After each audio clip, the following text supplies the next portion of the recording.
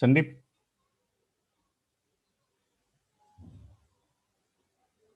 Yes, sir. you please drop a message again. Sir will be joining in few minutes. Yes, yes. Okay, sir. Okay, I am reminding. Otherwise, also they may catch it up on YouTube. But still, whosoever is willing, they should join. Yeah.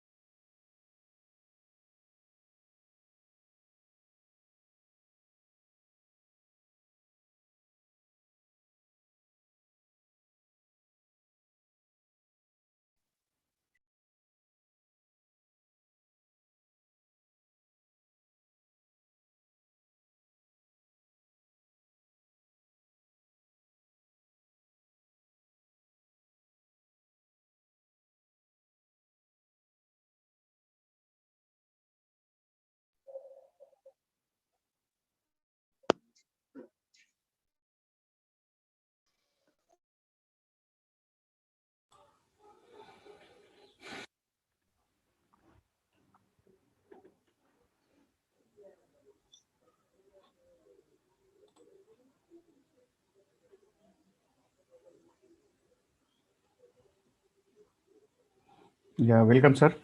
We are very honored today that you are available here for delivering a plenary talk. I wish to inform all the participants that Professor Charan sir is a pioneer person in the central government's policy of inculcating the value education in technical arena. Sir has steered the pilot project of central government also. So we will be very honored today that he is available here. Now let us begin with the commencement of today's session. I request Professor Narendra Jadhav sir to introduce Professor Charan sir to the audience.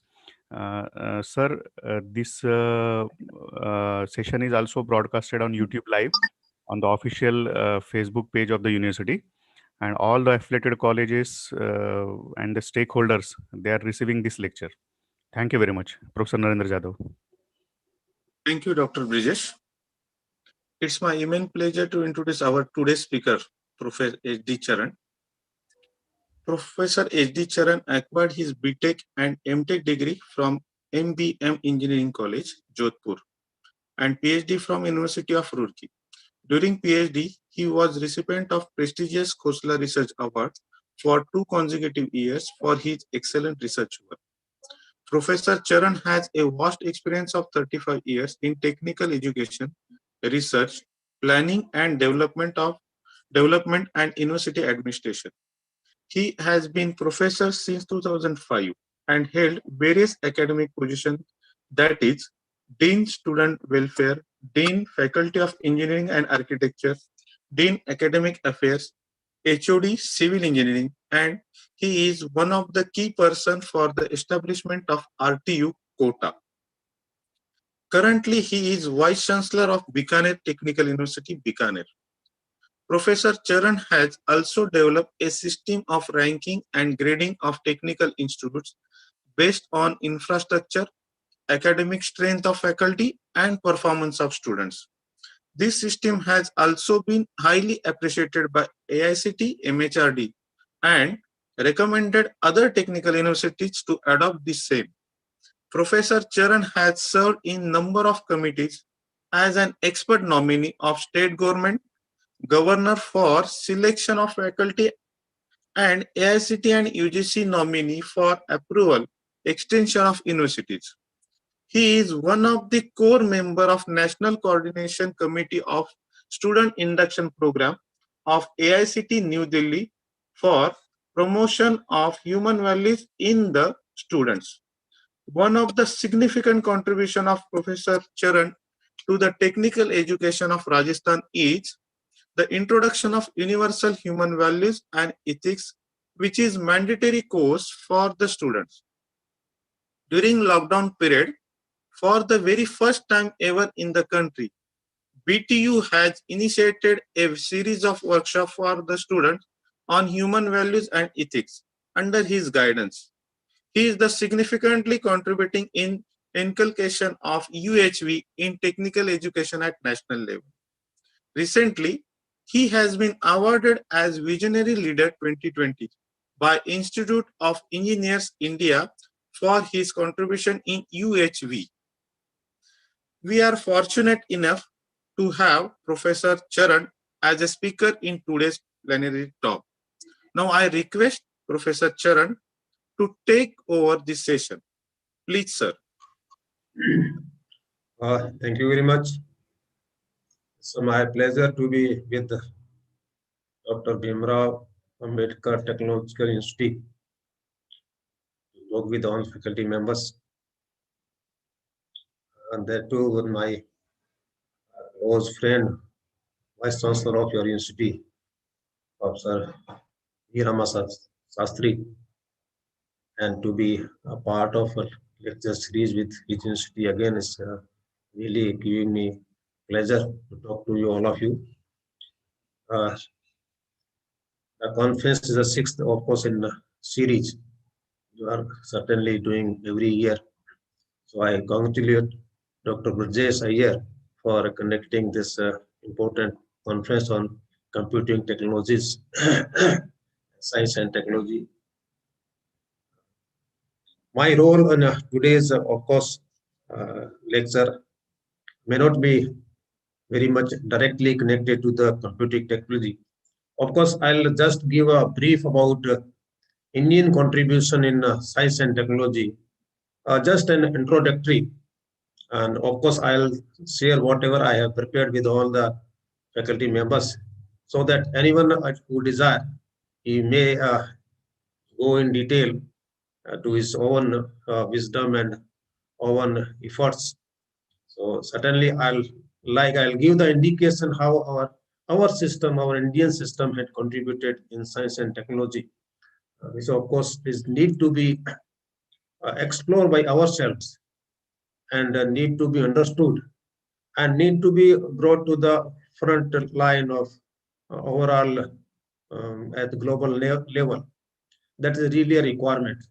Sometimes we feel that we had a lot with us, but we are forgetting, or other words, in the modern science and technology, sometimes we feel that we are not having enough logic to prove our ancient research science development and leading to the comfort of the human being. That's with the development of human being. So that we are the people, we are the faculty who will certainly need to go there and search it out. And in that search, of course, I feel that one of the hurdle I feel this is the language in which our whole scientific knowledge is being written, that's in Sanskrit. And our whole study, the, the basis of the study, the medium of study is generally in English. Yes. And that too, again, creating some of the problem for us to go deeper into it. And whatever research we are conducting today, I personally feel, you may agree or may not agree, you can think of. Personally, I feel that the research which we are doing, of course, we all teachers are doing research at some level. At least everyone is required to go for PhD. So the minimum that research is everyone is doing. And whenever we go for research, we are simply finding one of the problem may directly be connected to our human being or the society or development and the nature as such, or may not directly be connected. Certainly, we will be collecting whatever is being done, what can be extended to this, and we go in the small that direction. We never give a thought to what is actually is coming from is nature, coming from our existence, and what actually basic research is required. Area may sometimes appears to be small, but basic research is required. Even today, if you see the problems around in villages, in cities, in mohallas, lot of things people are doing or people had been doing. Our ancestors were also managing each and everything, whether it's a forest or it is a water or whether it's a developing at the cities, big cities as Harappa. They were had knowledge, very scientific knowledge of this, but we are not going deeper into it, or sometimes we are not even thinking of to going there. The very purpose of our research become limited in that case. Sometimes we require to have an academic degree, and therefore we like to have our research. Or sometimes we require to have a publication of a paper, therefore we charge to have the research. I think research is a really area where one has to be uh, passionate for it. We have a desire to do it, and in that case, one has to go deeper into it. And our basic, he has to go in the basic. Of course, that is written in Sanskrit, but now they are large number of the people are going in that direction, doing research. So how that can be one the things which are written in a small slok that can, if we unfold it, that may prove to be a big research, lead to a even lead to a PhD. So I'll share something, few things of what we had done, and that, of course, being recognized till date. uh, just I'll share the some presentation. चेतन सरांना host करा ना. Yes sir, आहेत sir. Yes sir. Allowed आहे sir. Yes, Okay, okay. yes. Thank you.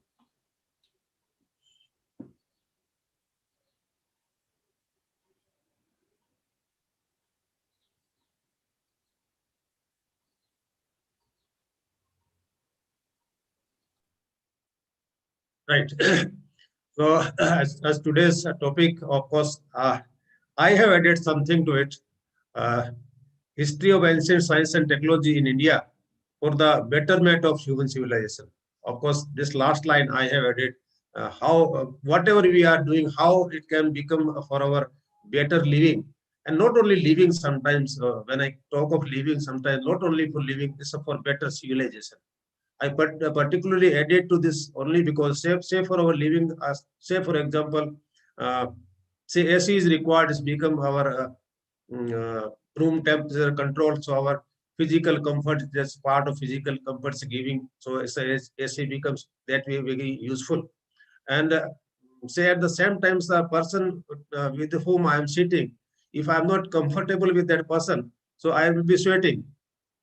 So my temperature inside body will be increasing. So that's AC can control outside temperature, but inside temperature cannot be controlled by AC. So therefore, whatever we are doing, that become a better for human civilization, that become very important.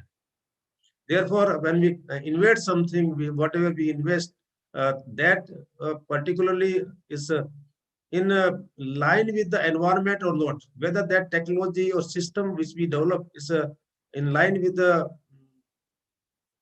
uh, environment, is eco-friendly or not, that's very important. Say example which I am giving, say AC of course required for us, then how many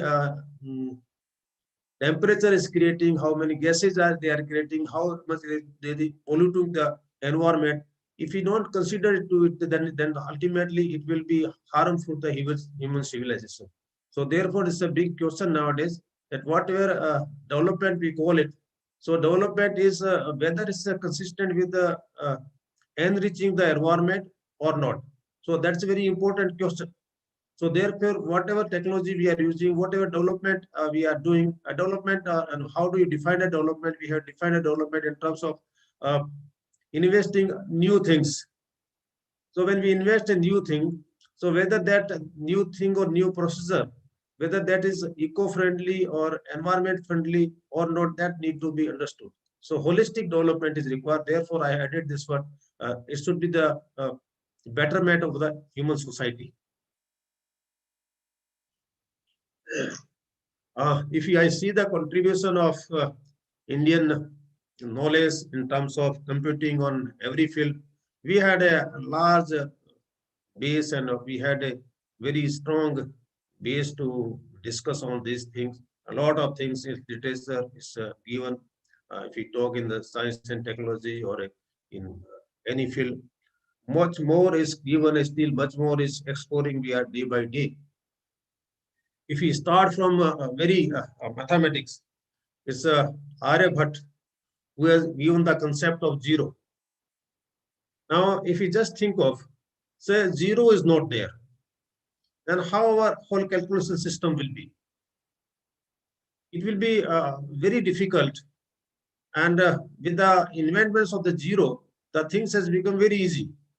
If we go on adding 0, 1, and then again 0, then it will become very simple, very useful, and very important invention of the Aryabhatta given in terms of 0. And that has given a lot of things to our science and technology. And similarly, the number, this 1 to 9, we people call nowadays called Arabic number. But this was the invented by our people. Ancient India, they have invented these number 1 to 9. That's a 0 to 9. And I don't know why they are called it Arabic number. Probably I think that someone has stolen from here and that went to Arab. And from Arab, they went to the Europe. So therefore, European has started calling it as Arabic number. Maybe some Chinese has come and stolen this number, and through Arab that went to the Europe. Therefore, they might have been calling it Arabic number. Otherwise, this number was invented by Indians. So there are a number of the evidence about this. This number has been created by Indians. So there, the Arabic number, which we call this, not Arabic, it's an Indian number. And this, not only the 0 or the numbers, we had a knowledge of figures of the geometric theorem, geometric figures.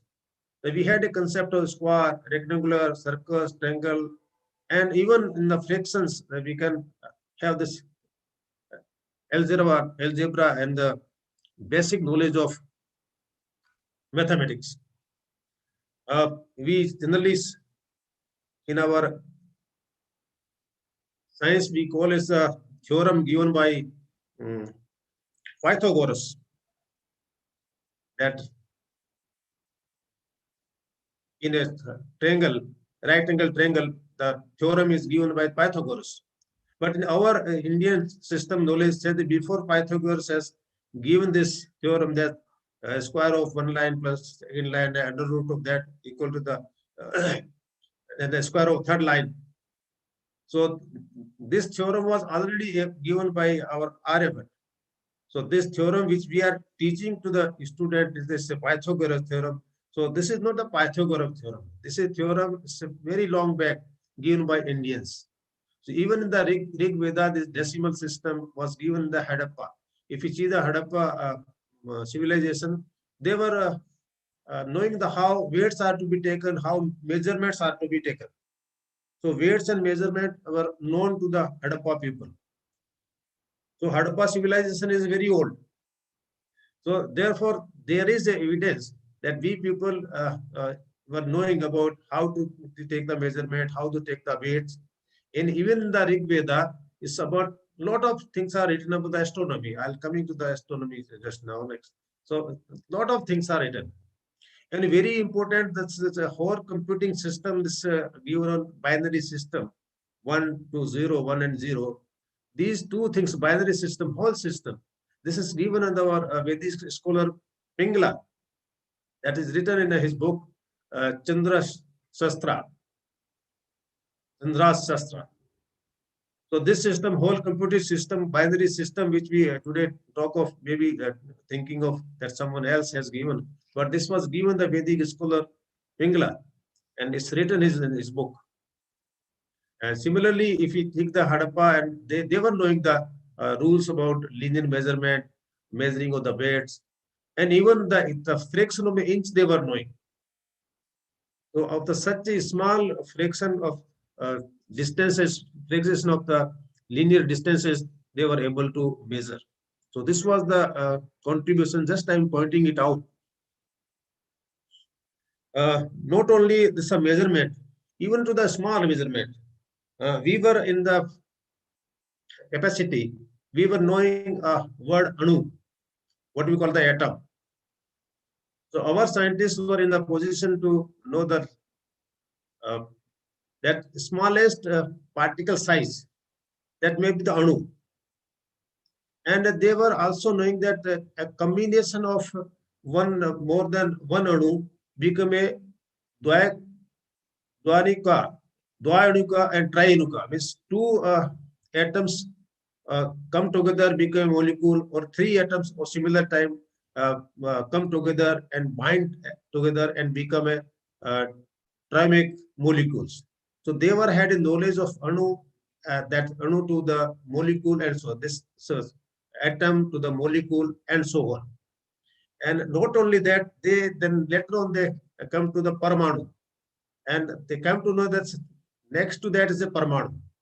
In atom also they were knowing that it is maybe in a two state. Either one is absolutely in rest and another in the motion.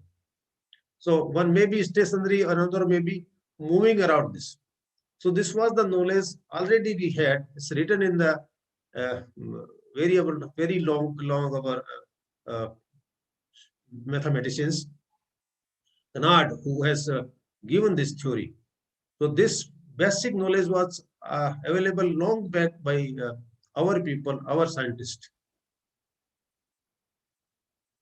This is given in the Aryabhatta, that the whatever system we are having, this Anu Parmanu, and later on that we switch over to the astronomy. The knowledge of astronomy to our Indian was the oldest and the most prominent, most precise knowledge we have about our astronomy. Say, for example, the solar eclipse or lunar eclipse.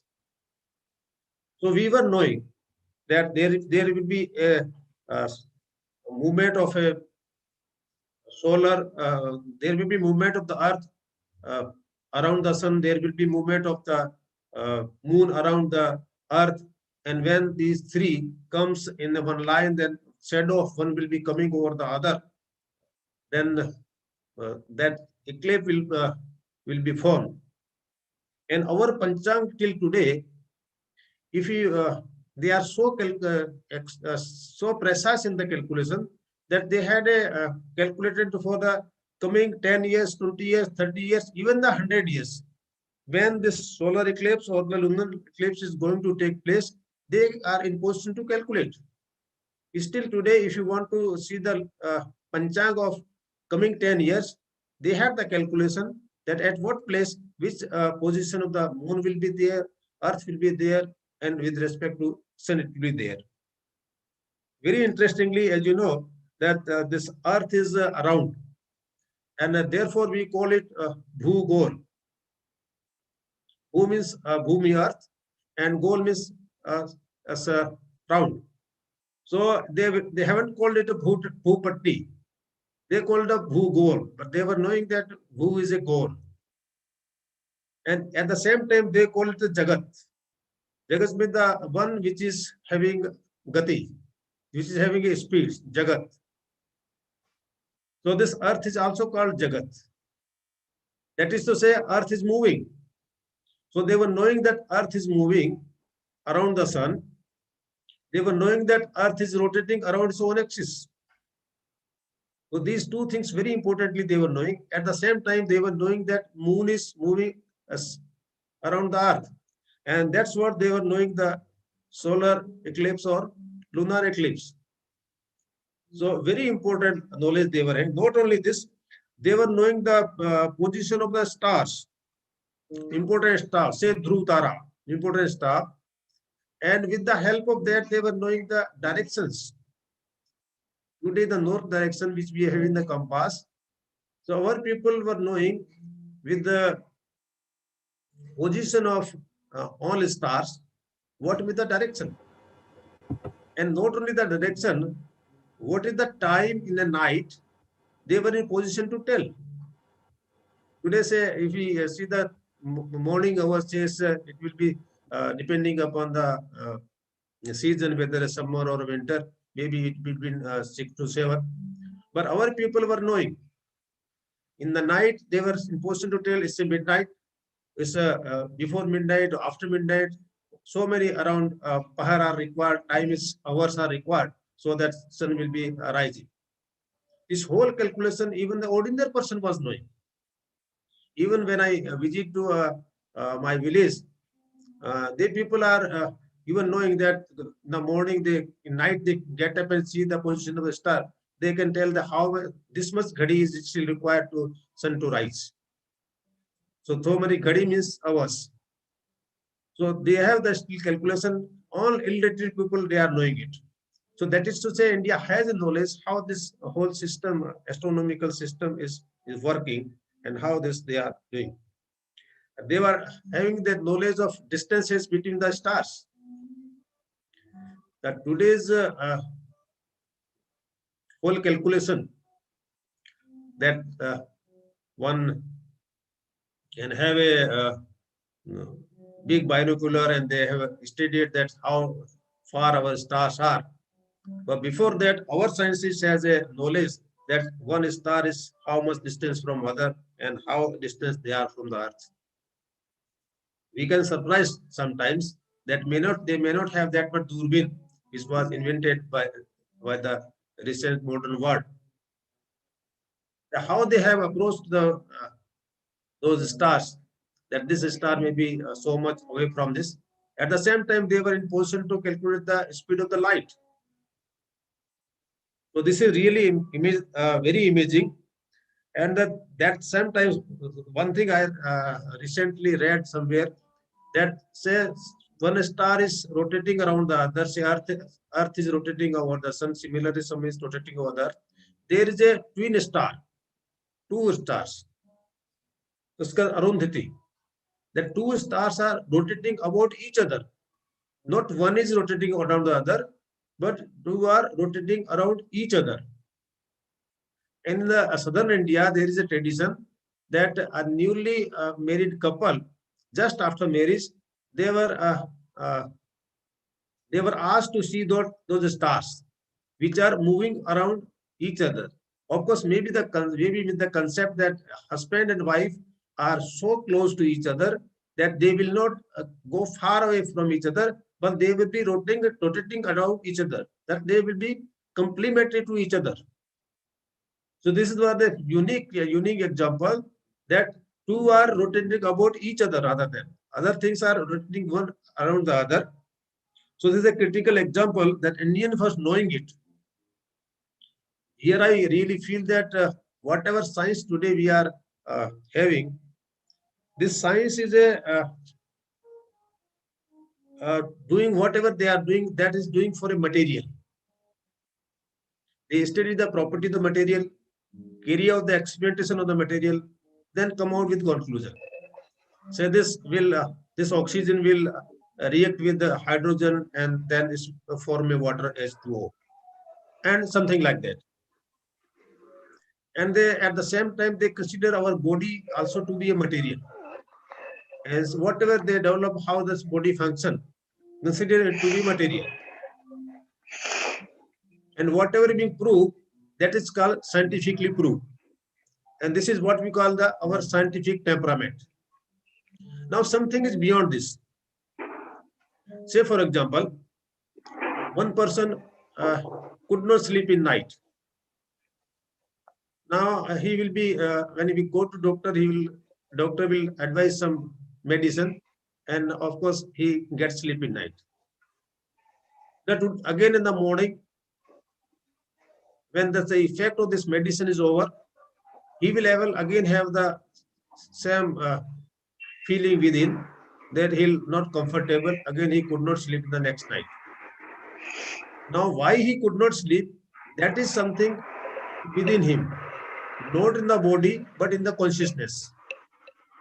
So our science do not go up to the consciousness.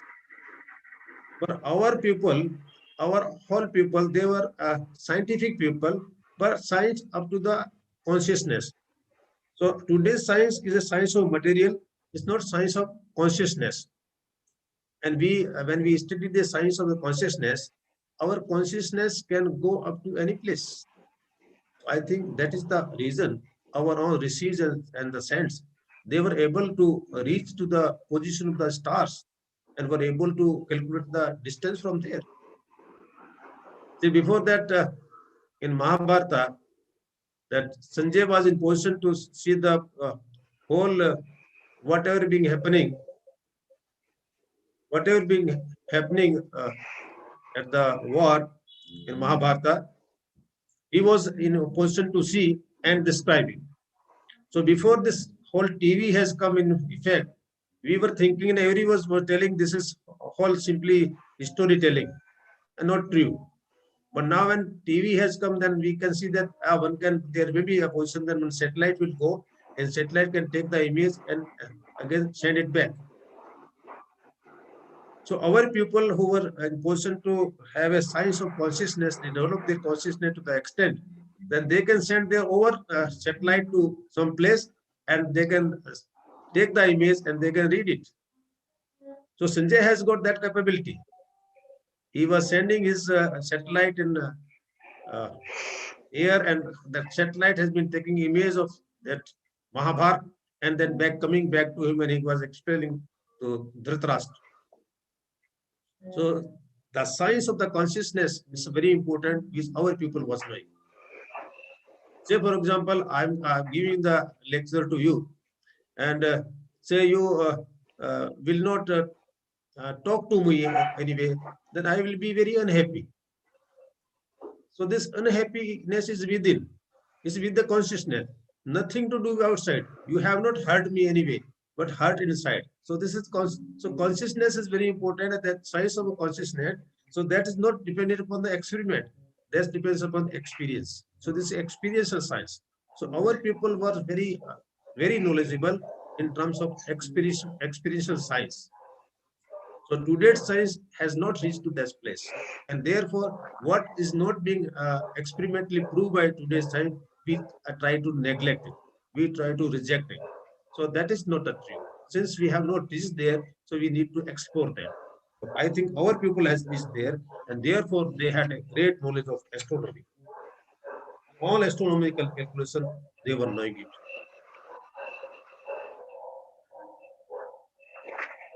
If I slide beyond this, of course, I'll just give about, of course, beyond the calculation. I being the civil engineer, something, of course, I'll let you know about civil engineering also.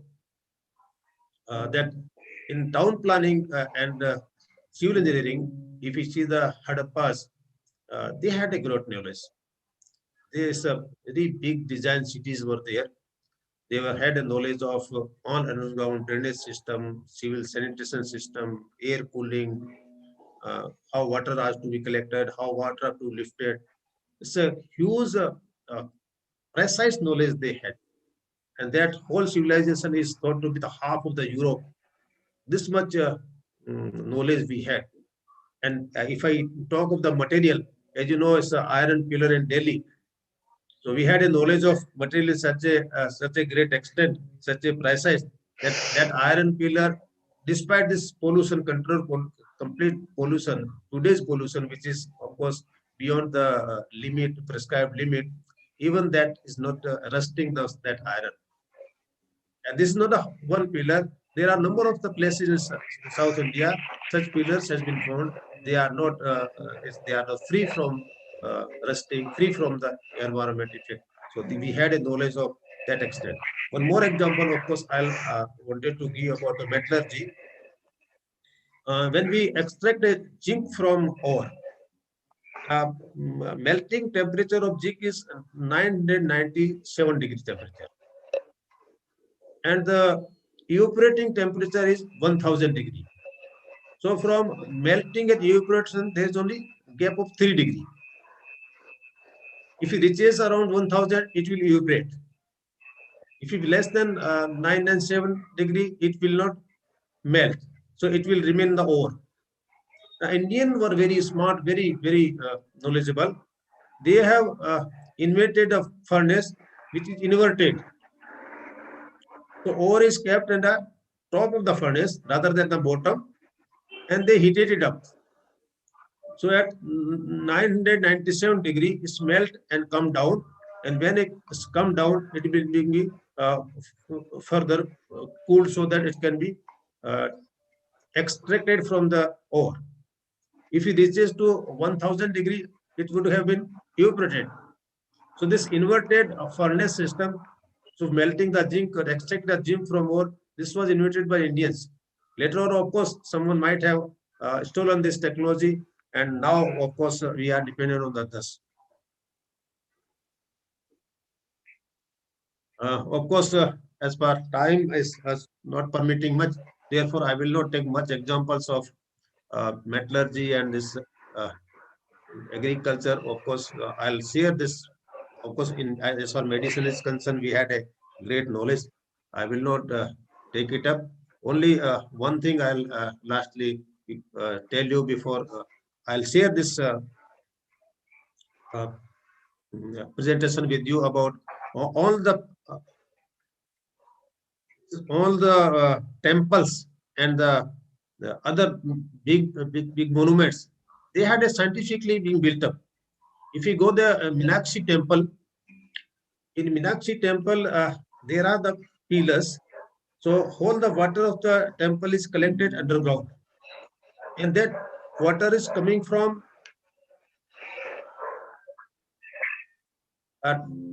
stone pillars. This water is coming from the stone pillar.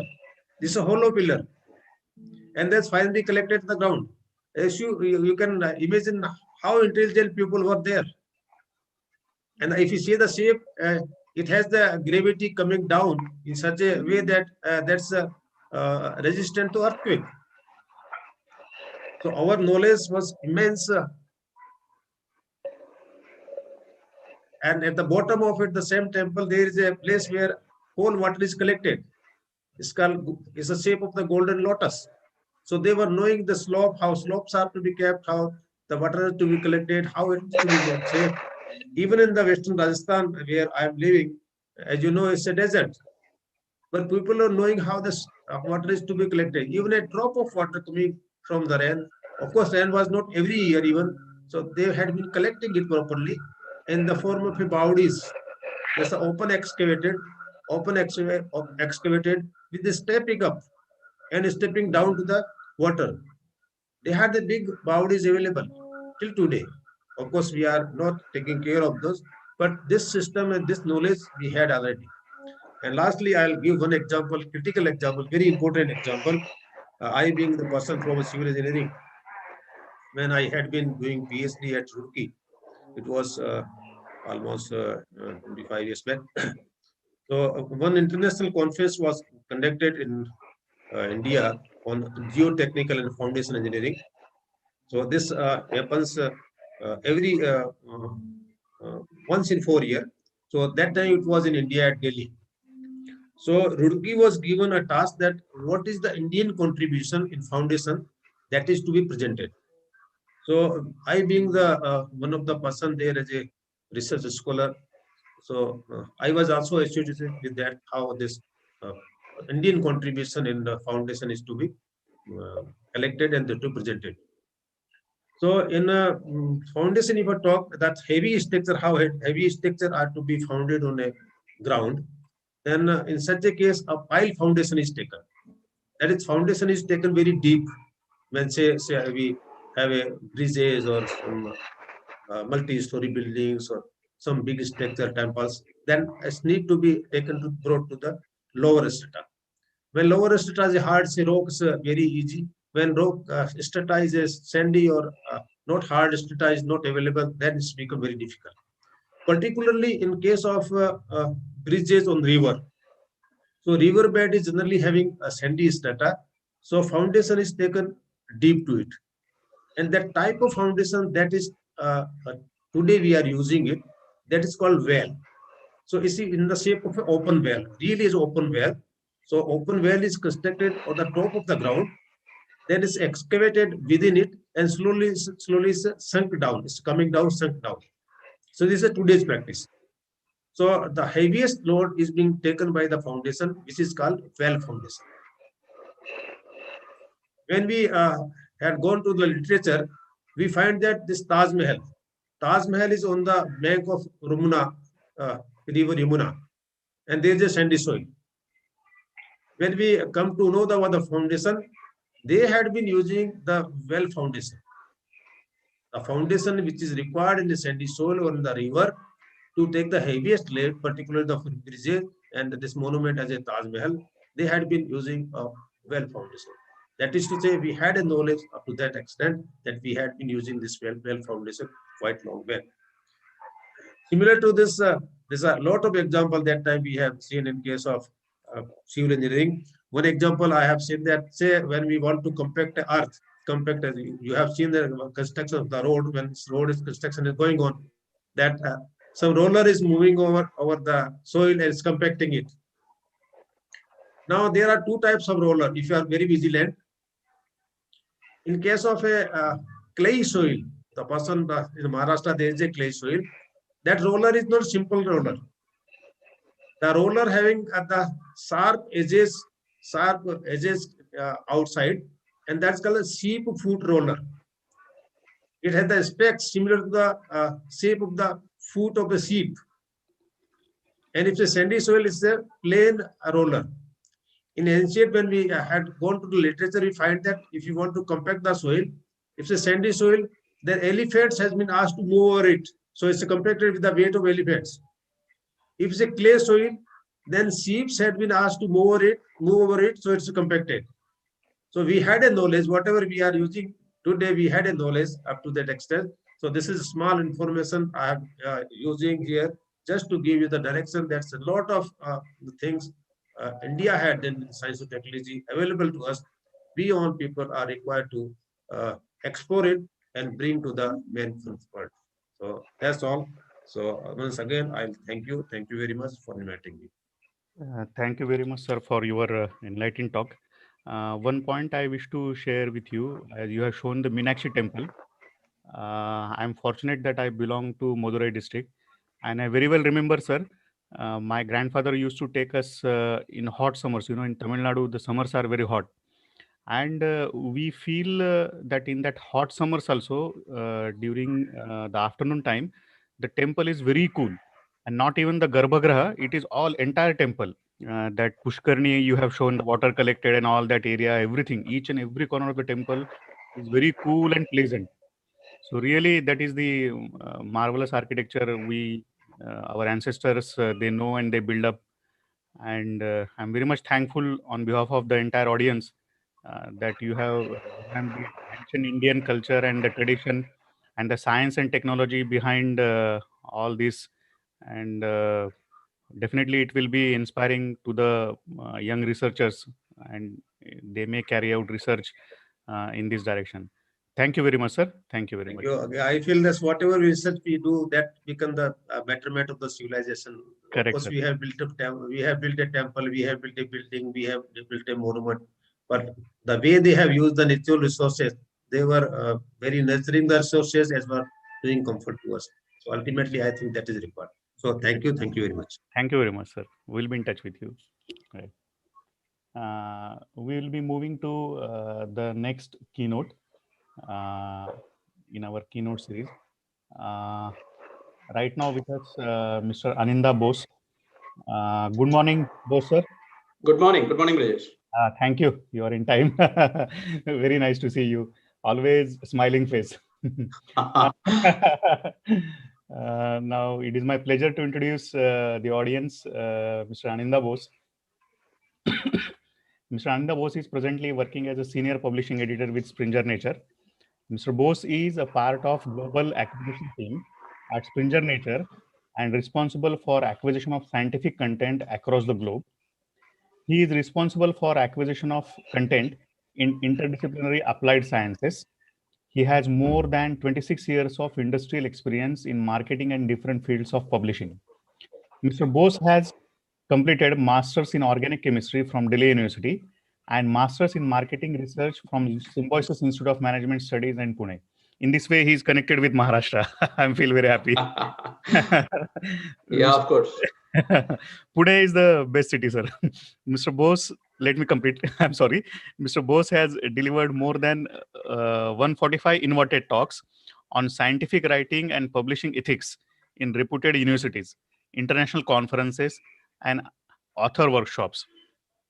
He has published a book for secondary level in chemistry and is a member of American Chemical Society of USA, very prestigious. Now today, his talk will be concentrated on elements of book publishing. So I welcome you, sir, on behalf of the conference and the audience. And definitely this will be, means I'm witnessing one more very vibrant lecture of you that others would also enjoy it. Thank you. Please take over the first. Thank you, Brajesh. Thank you so much. I hope you all can hear me. Sure, sir. Good morning to everyone. Before I move to my presentation and start with it, I just want to thank Dr. Chavan, because I was hearing him and giving all the details about India, what we have done previously. And Yes, I remember, last January, I was in a conference in NIT Suratkal. And one of the presenters have presented one slide which says, it was talking about India, and it says centuries ago, we were centuries ahead. Yes, sir.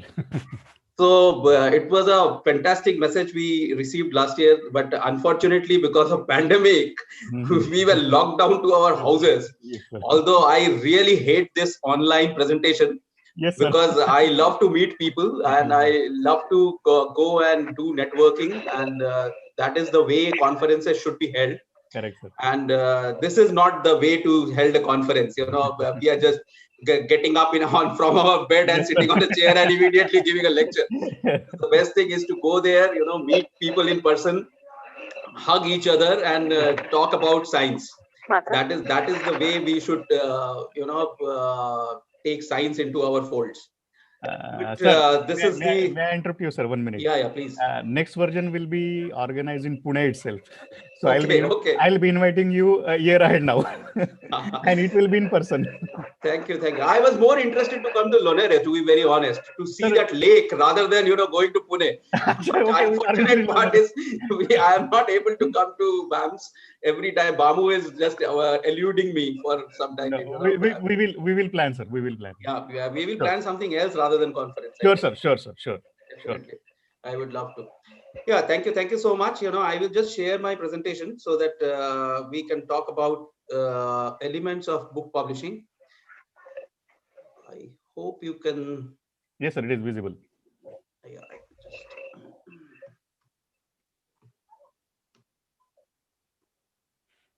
yeah, now it's full screen. Yeah.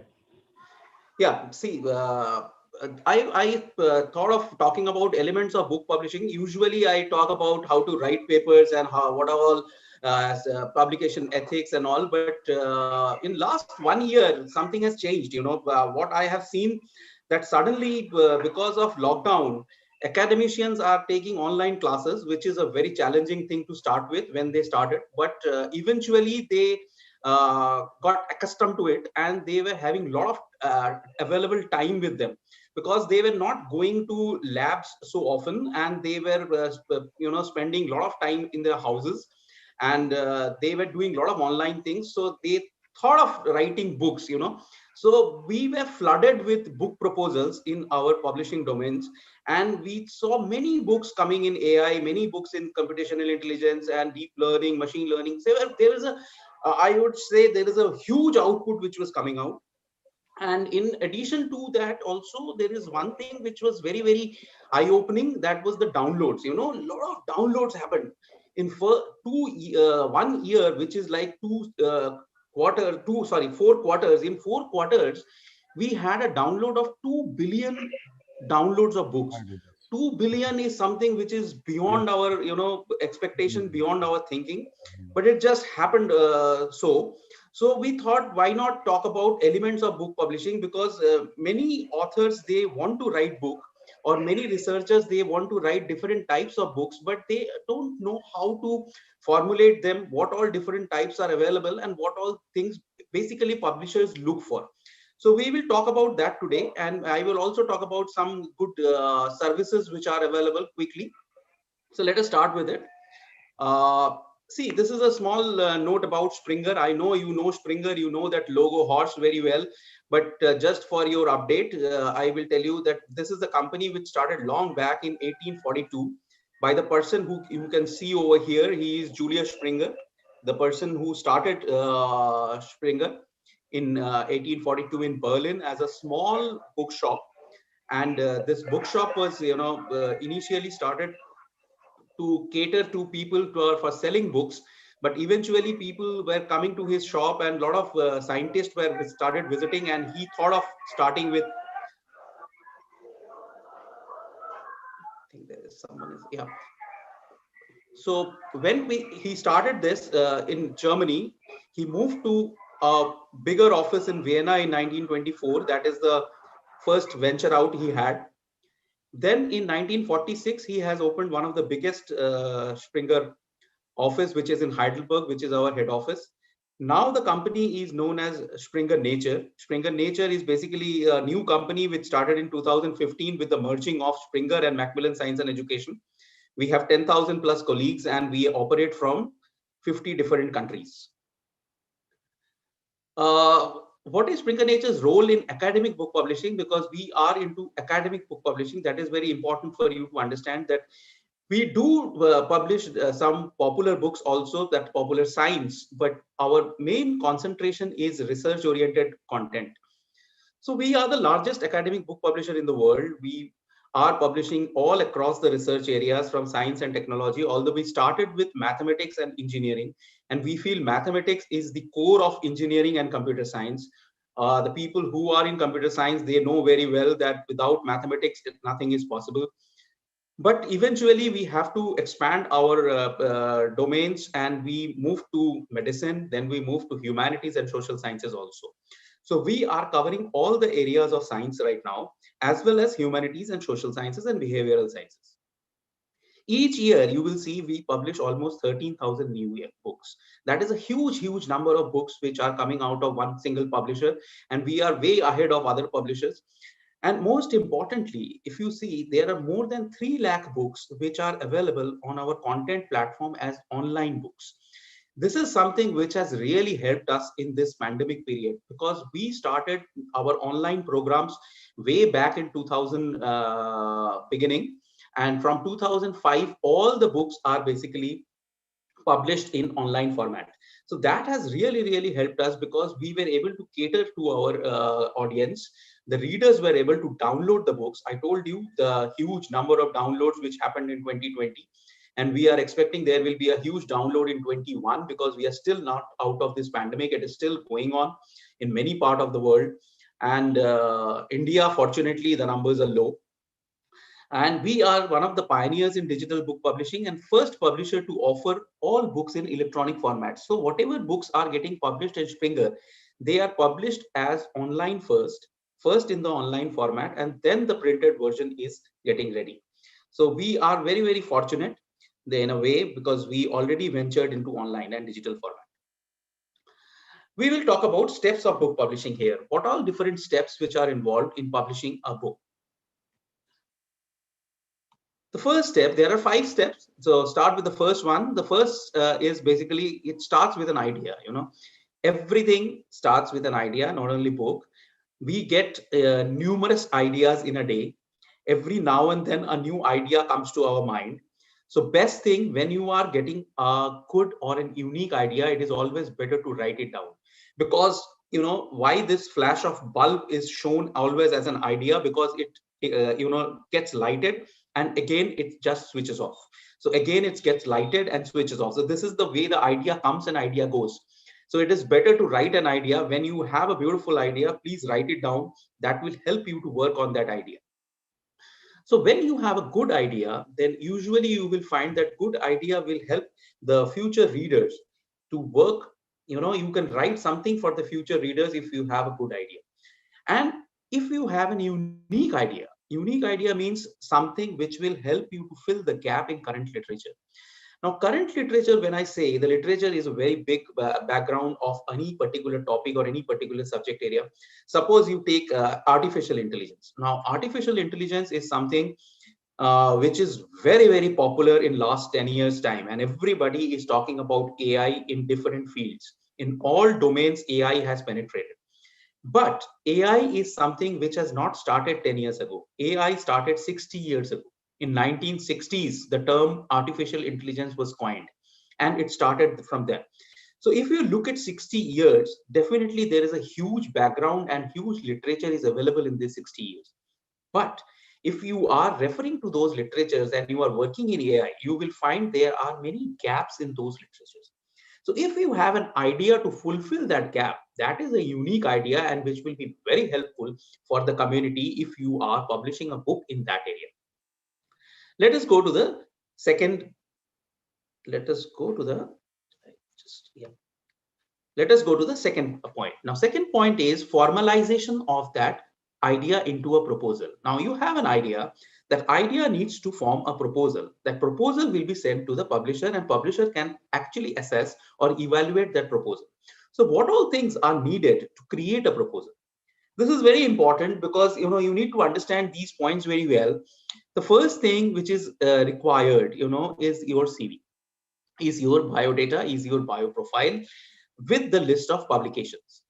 Usually you will find when you start your publication work, you try to publish journal articles, you try to publish articles in the journals because that is something which is required for your PhD work, and that is also something which is a fast moving product.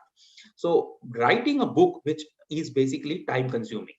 So you should have a good list of publications by the time you start writing a book.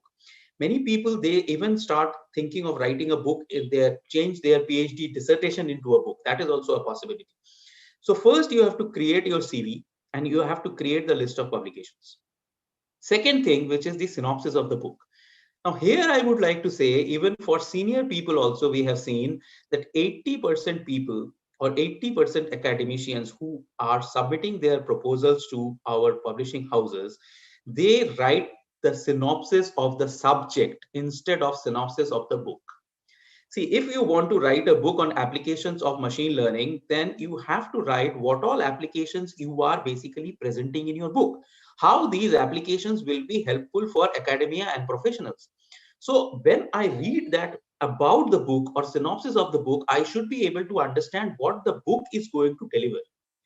But unfortunately, maximum people write synopsis, 2 pages synopsis, but synopsis of the subject.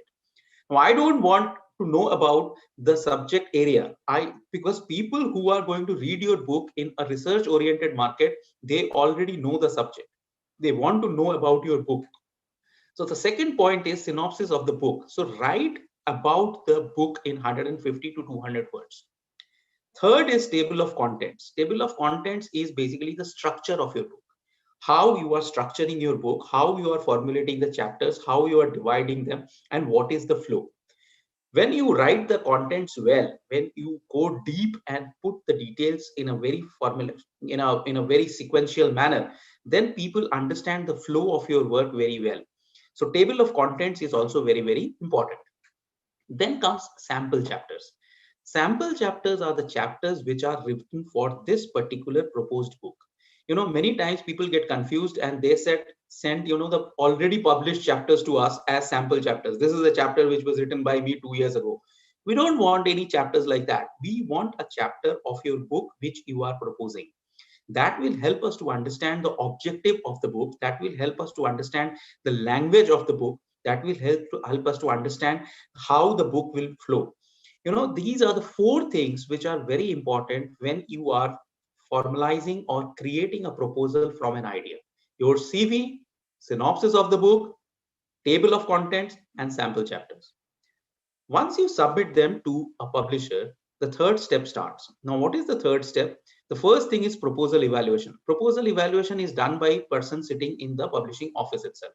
Like I am a publishing editor. When you are sending a book to me, I will do the proposal evaluation and I will see whether all the elements which are there, which I am asking for, are there in the proper sequence or not.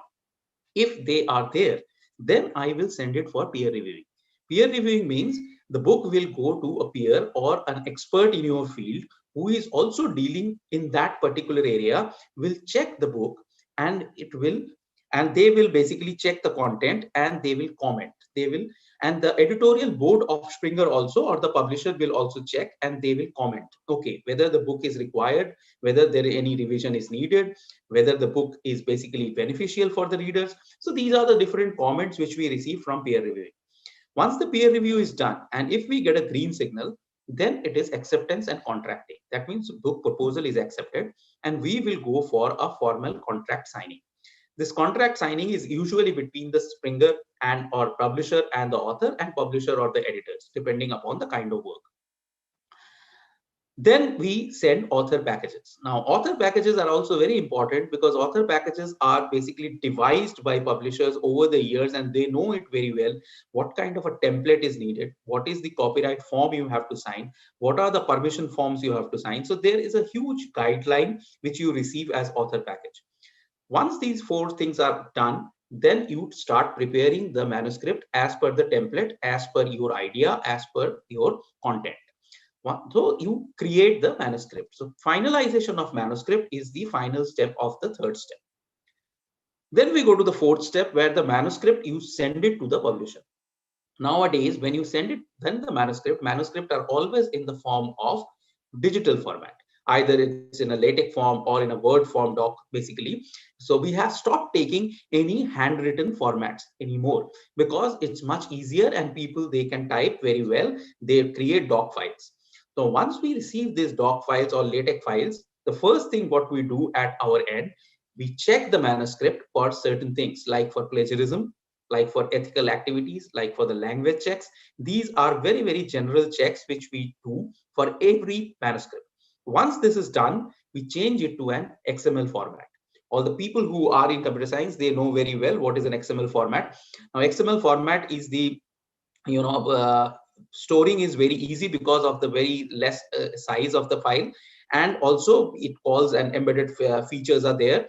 So we create an XML. And why we need to create an XML? Because the book is not only published in a printed version, book is also getting published in different digital formats. Digital formats means if you want to read on iPad, we need a different digital version. If you want to read on Kindle, it is a different digital version. Similarly for smartphones. So once the book is published in different formats, printed as well as digital. So creating an XML really helps us because we can create any kind of format from this XML format once the tagging is done. So we receive the manuscript, we check the manuscript for certain things, then immediately we create it into XML, and then the book is getting published. Once the book is published, there are certain things which we do, and this is something we do as a publisher, and this is the fifth and the most important step in book publishing.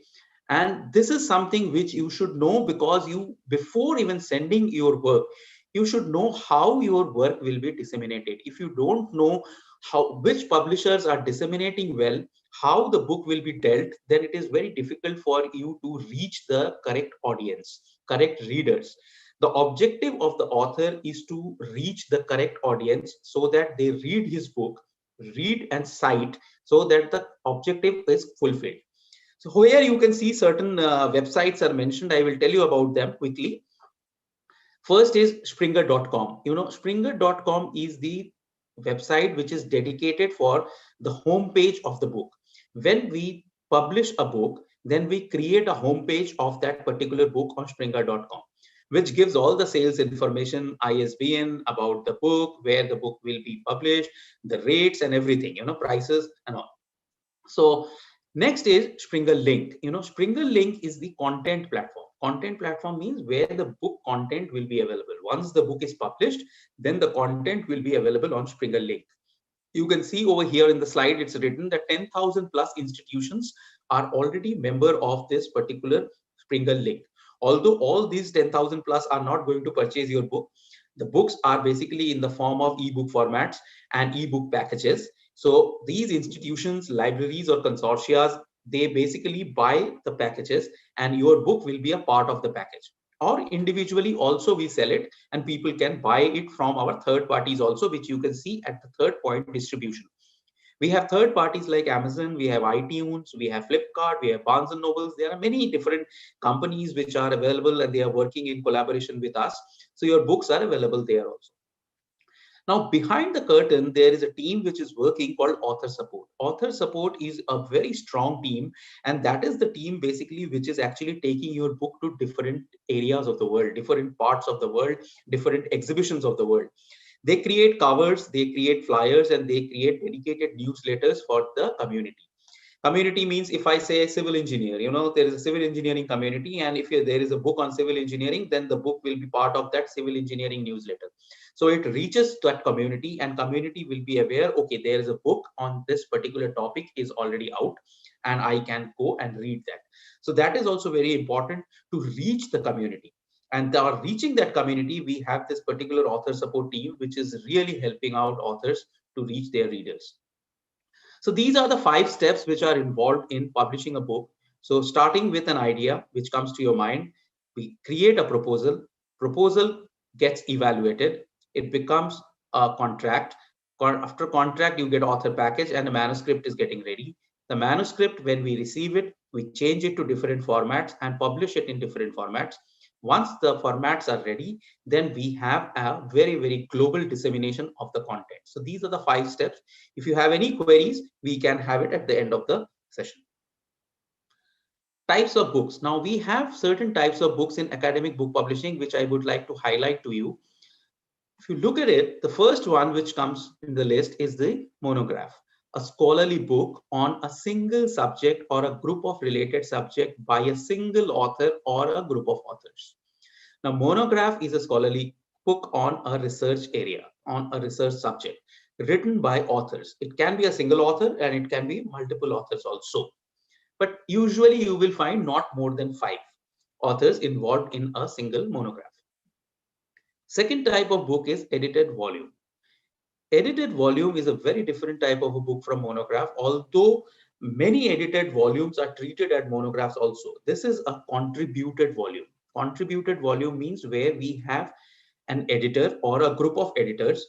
They send formal invitation to authors for submitting their work. Now here I want to tell you an important aspect that many young scholars or many young faculties, they think that edited books writing is easier than monograph. So they try to start with an edited book, but this should not be the case. You should actually, the young people should concentrate on writing monographs. Edited volumes are mainly for senior people who are in the business, who are already in the community for 15-20 years, who have the capacity and authority to edit someone else's work. That is very important, because like when you write an original paper, you send it to a journal, but a person who is writing a review paper is a much senior academician, because he can review it, because he can understand the subject well. Similarly, edited volume is also like that. Edited volume is meant for senior people who are into the business for quite some time. Young people cannot edit immediately. They need to understand their subject first, then they will be able to edit the work of someone else. Then there is a particular type of book which is called proceedings. Proceedings, all, which is like a collection of academic papers published in a conference, congress, symposium, where you come and present. In previous days, conferences were very different. People never used to publish anything. They just used to come, they used to discuss their work, and then they used to go and send their papers to journals. But now the trend is very, very high, especially in computer science area and computer engineering area, applied sciences, where proceedings is something which is a very, very hot product, and many conferences are happening every day. Almost 40,000 conferences are taking place in worldwide every year. So you can understand very well how many conferences are happening every day. So collection of these papers are basically done by conference organizers and volume editors, and then they do the reviews, and finally after review, proceedings are published. Then we have a professional book written by people who are in industry, and these are like manual guides, data compendium, or a book by professionals, which are also used by academic people. Then we have textbooks. Textbooks, very well, these are syllabi based books for schools, colleges, and universities. These are the formal manual instruction books which are used for our curriculum. Now, importantly, Springer never say that they are textbook publishers, but interestingly, we publish almost 300 plus textbooks in a year. So if you have a proposal for a textbook, please send it to us. But you be mindful that we publish textbooks for global syllabus. Like if it is accepted throughout. And the biggest market of textbook is North America. And if the book is basically published, we have to see how it is going to fare in North America, because 40% textbook market is North America. Then we have reference work. Reference work are basically multi-volume works which are on a particular subject area or a discipline, like an encyclopedia, starting from very basics going to the most advanced level. From all tertiary content is part of this. So these are called reference work. And reference work, we have a particular section in Springer which are called major reference works, and that is a very, very prestigious product we have. Then we have handbooks. Handbooks are also reference works, but these are single volume work. These are like single volume means it is like 1200 to 1500 pages. Again, it's a compilation of all key information on a research on a particular subject area. Then we have Springer Briefs. This is something which we started 10 years ago. I don't know whether you know this product or not. Many of you must be aware also. This is a very, very quick product of 55 to 125 pages. What we have realized while working with academicians, that it is very time consuming to write books. But at the same time, when you have a very good content available, which is like 100 pages. Now this 100 pages is not going to fit a journal article because you have to reduce it, or it cannot fit a book because you have to increase it. So how this 100 pages going to fit? And you don't have time to write, you want it to be published as is. Then this particular product is very helpful. This product is also very helpful for young scholars who want to write first time. They can start with a Springer Brief, which is a smaller one, 55 to 125 pages, soft cover binding, 8 to 12 weeks turnaround time, which is very quick. Copyright remains with authors. So if you have a very new idea, global idea, and this is something which you want to quickly publish it, then you can think of, even publishing Springer Briefs. There is a type of book which we have started lately. 2 years ago, we started with computer science and medicine. Now we are doing for engineering also. This is a video book. We have seen the recent generation, they study a lot from videos, and we thought, why not come out with a video book? Video book are also very interesting. 30 minutes to 45 minutes books, like 5 to 6 chapters. You can come as an author and you can narrate the book over there. It will form a video. You can give in the form of a presentation. You can give in the form of a narrative, whatever way. You can, if you go to Springer link, you will find there are 200 plus odd video books we have. You can see them, and then also you can take a call in case if you want to write one. or rather you can rehearse one, give one. Video is like more of talking rather than writing. Then there is an publishing type. This is like a mode of publishing which is open access, and open access is the very hot way of doing it right now, because you can see over here that 2.4 times more cited the work, 10 times more downloaded, 10 times more mentioned. The only problem in open access, or a challenge in open access, is that there is something called BPC, book processing charges. There are book processing charges, and these charges are very high. It is impossible for Indian authors to pay individually at individual level, but there are different funding bodies. If you go to this particular page on Springer, springernature.com/in/open research, then you will find a lot of funding bodies. There are more than 200 operating worldwide. They fund lot of books, and if they like your work, you can apply to them. If they like your work, they understand that okay, this is the need of to have this work published as an OA, then they will definitely support you. There is a website which has started 6 months back, which is called oaBooks-toolkit.org. You can go to this particular website and you can learn a lot of toolkits and the details available for writing open access books. This is a very handy thing, and this particular website is very helpful for authors. Now we will quickly talk about some ethical issues before we move to the final author services. Ethical issues are like, this is very close to my heart, this particular topic. The reason is simple, because ethics is very important. Discipline is very important, because without moral, it is not possible to do any quality job. So I will ask you certain questions. Usually when I ask these questions, when I go physically in a conference, and I give some awards and gifts to people who answers them correctly. Unfortunately, I cannot do it online. It is impossible. And I can only clap for you if you answer it well, or if you are answering it well in your own sitting there in your room, you can clap for yourself. The first question is, how many papers are published worldwide in a year in English language journals? That means I want to ask you, how many papers are published in English language journals, that is journals which are publishing in English in all subject areas. If you can think of what is the number, this will tell you the magnanimity of the work which is there and why ethics is so important. This number is very high. It is 1.8 million papers published worldwide each year. Now, this is the average number which is there. In 2020, the number is very high. I don't know whether because of COVID, people have written more, or because of lockdown, people have time to write more. This has, in fact, caused 2.5 million papers which are written in 2020. So if I ask you the next question, how many books are published worldwide in a year? Usually people come to this conclusion that books are less than papers, but interestingly, it is not. Books are more. The books are 2.2 million books are published worldwide each year. So these are notion-based questions, and you can very well go and do some Google and find the details. Now, this is an interesting question, which is about ethics. How many researchers have committed research fraud at least once in their career?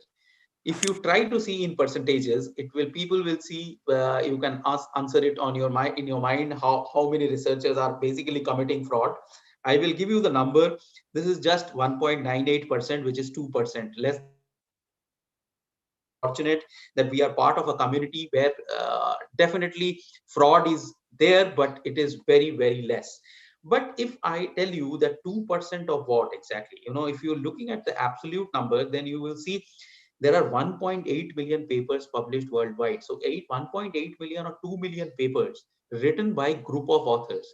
Each paper will have some group of authors. So the number is very high. If you look at the number of researchers worldwide, it is 7 to 8 million.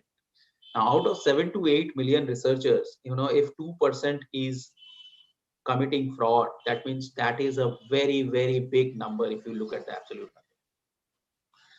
Now, what is the most occurring reason for retraction? First, I have to tell you what is retraction. Retraction is possible because we have digital content available. In physical mode, in printed books, retraction is not possible because something which is printed and already delivered, you cannot go and retract. But on a digital format, if something is available digitally online, then because of some unethical activity, there is a possibility that we can go and we can retract that book. So, but if you see the reasons for retraction, the first one is saying honest error. Honest error is a very interesting thing because people are committing errors, but they don't know that it's an error. That is because they don't know the policies, they don't know the methodologies well.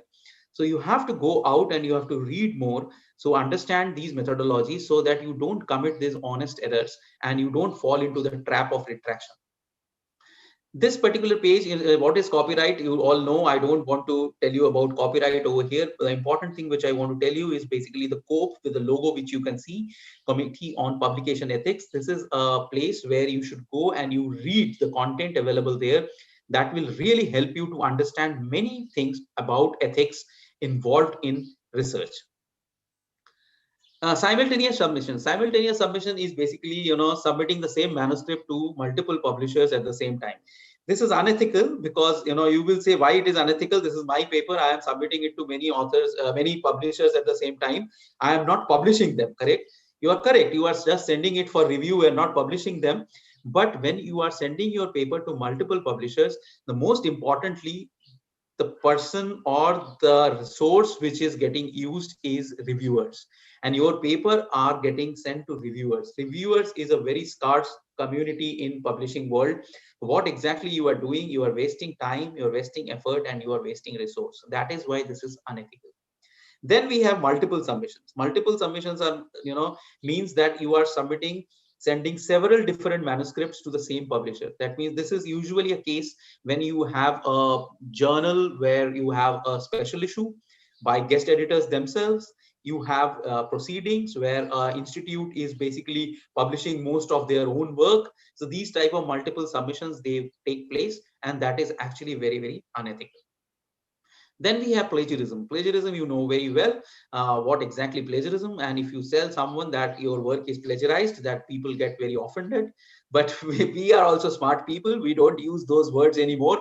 We say, similarity, we say overlapping, and all these words. And similarity, overlapping, people don't mind. But interestingly, the similar meaning is very same. If someone is saying that your work is 80% similar to the published content, that means you are plagiarizing something from your previous content. So plagiarizing is basically something which is big no. And there is something called fair use. There is a document of Association of Research Libraries 2012, which you can see here. So if you can go and read this document, if you just type this in Google, you will get this. So there are many permissions which are available and how to use them. So you will be able to know.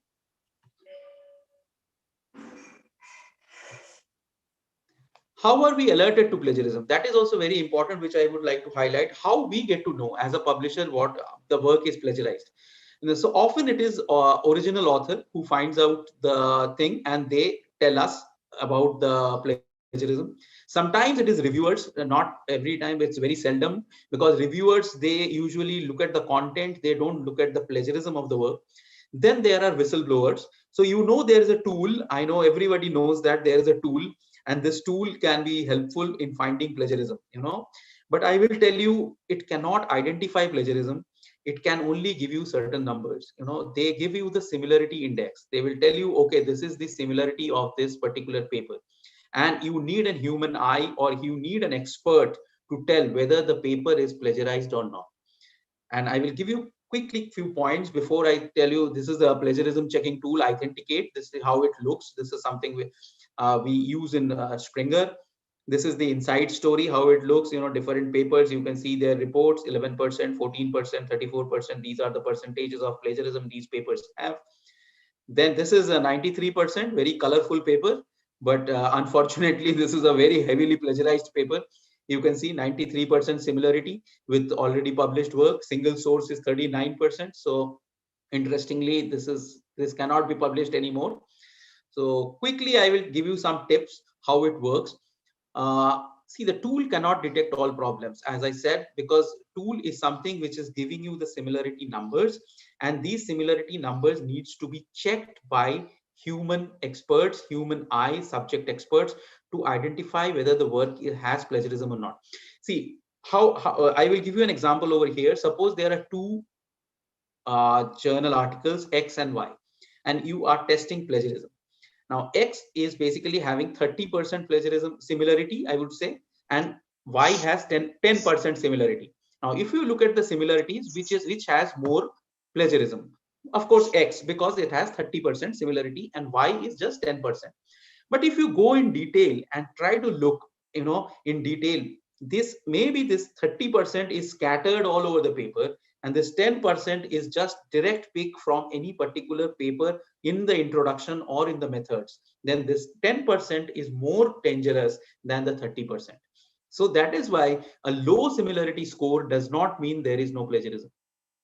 It is important to look at the individual scores also, like the individual sources, like the paper which I shown you 93%, it has an individual score of 39%. Similarly, there is a possibility that two papers with 30% similarity, one is 1 up to 30, and other one is 20 and 10. That means you have to see the individual scores to see, okay, 20 and 10 is more dangerous than the other paper, although both the papers have 30% similarity.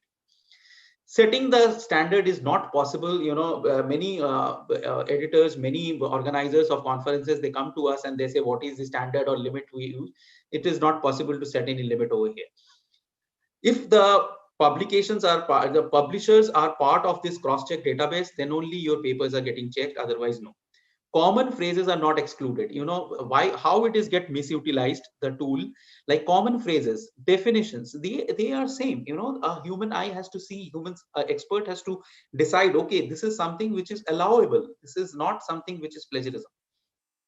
Similarly, you have taken permission for some text, already taken permission for text, but it is still showing plagiarism because it is a part of a tool.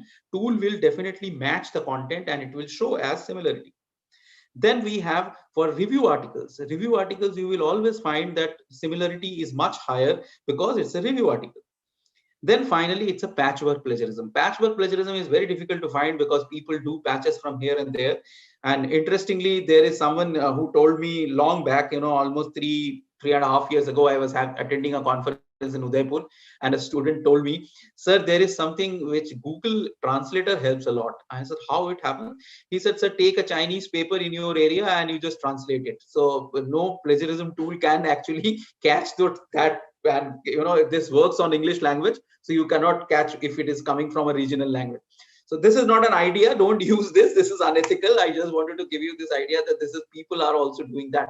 A lot of papers are coming from Spanish nowadays. So it is if you are having a conference and you are getting papers from Mexico, papers from Spanish speaking countries, please cross check and double check, because we are getting a lot of Spanish papers which are already published and they are getting translated into English, and they are getting a paper in other proceedings, and that is a kind of unethical activity.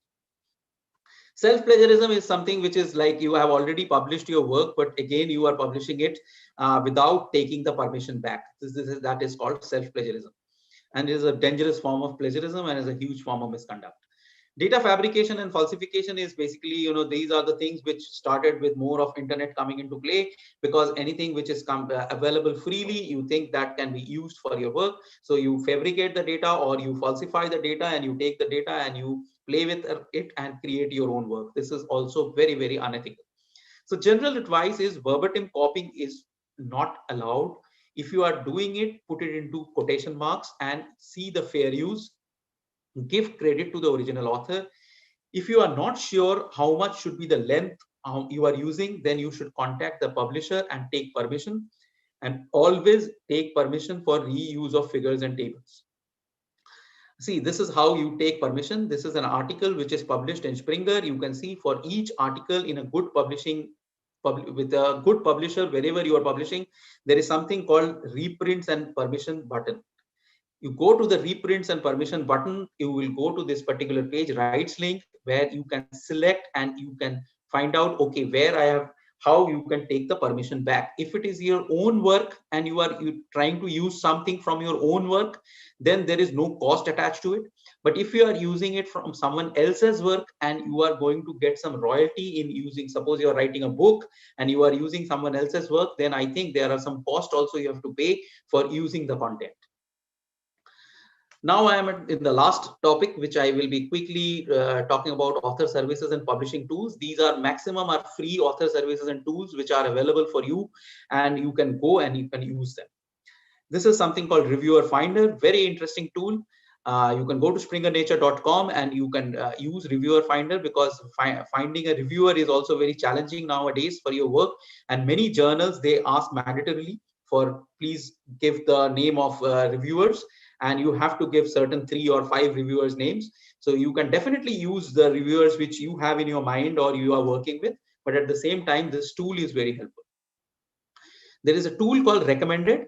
I said 2 million papers are published in a year. That means almost 4,500 papers are published each day. Now it is impossible for you to find a paper every day which is published in your own area. So if you are registered with recommended, which is a free tool, then this tool works all across 45,000 journals, and all good journals are included in that. So you will get a recommendation from a machine. Basically, you are getting registered, and in your area, if this particular recommended tool will recommend if a paper is published in your area, you will get an alert in your mail. Overleaf is a third-party tool where we have a collaborative,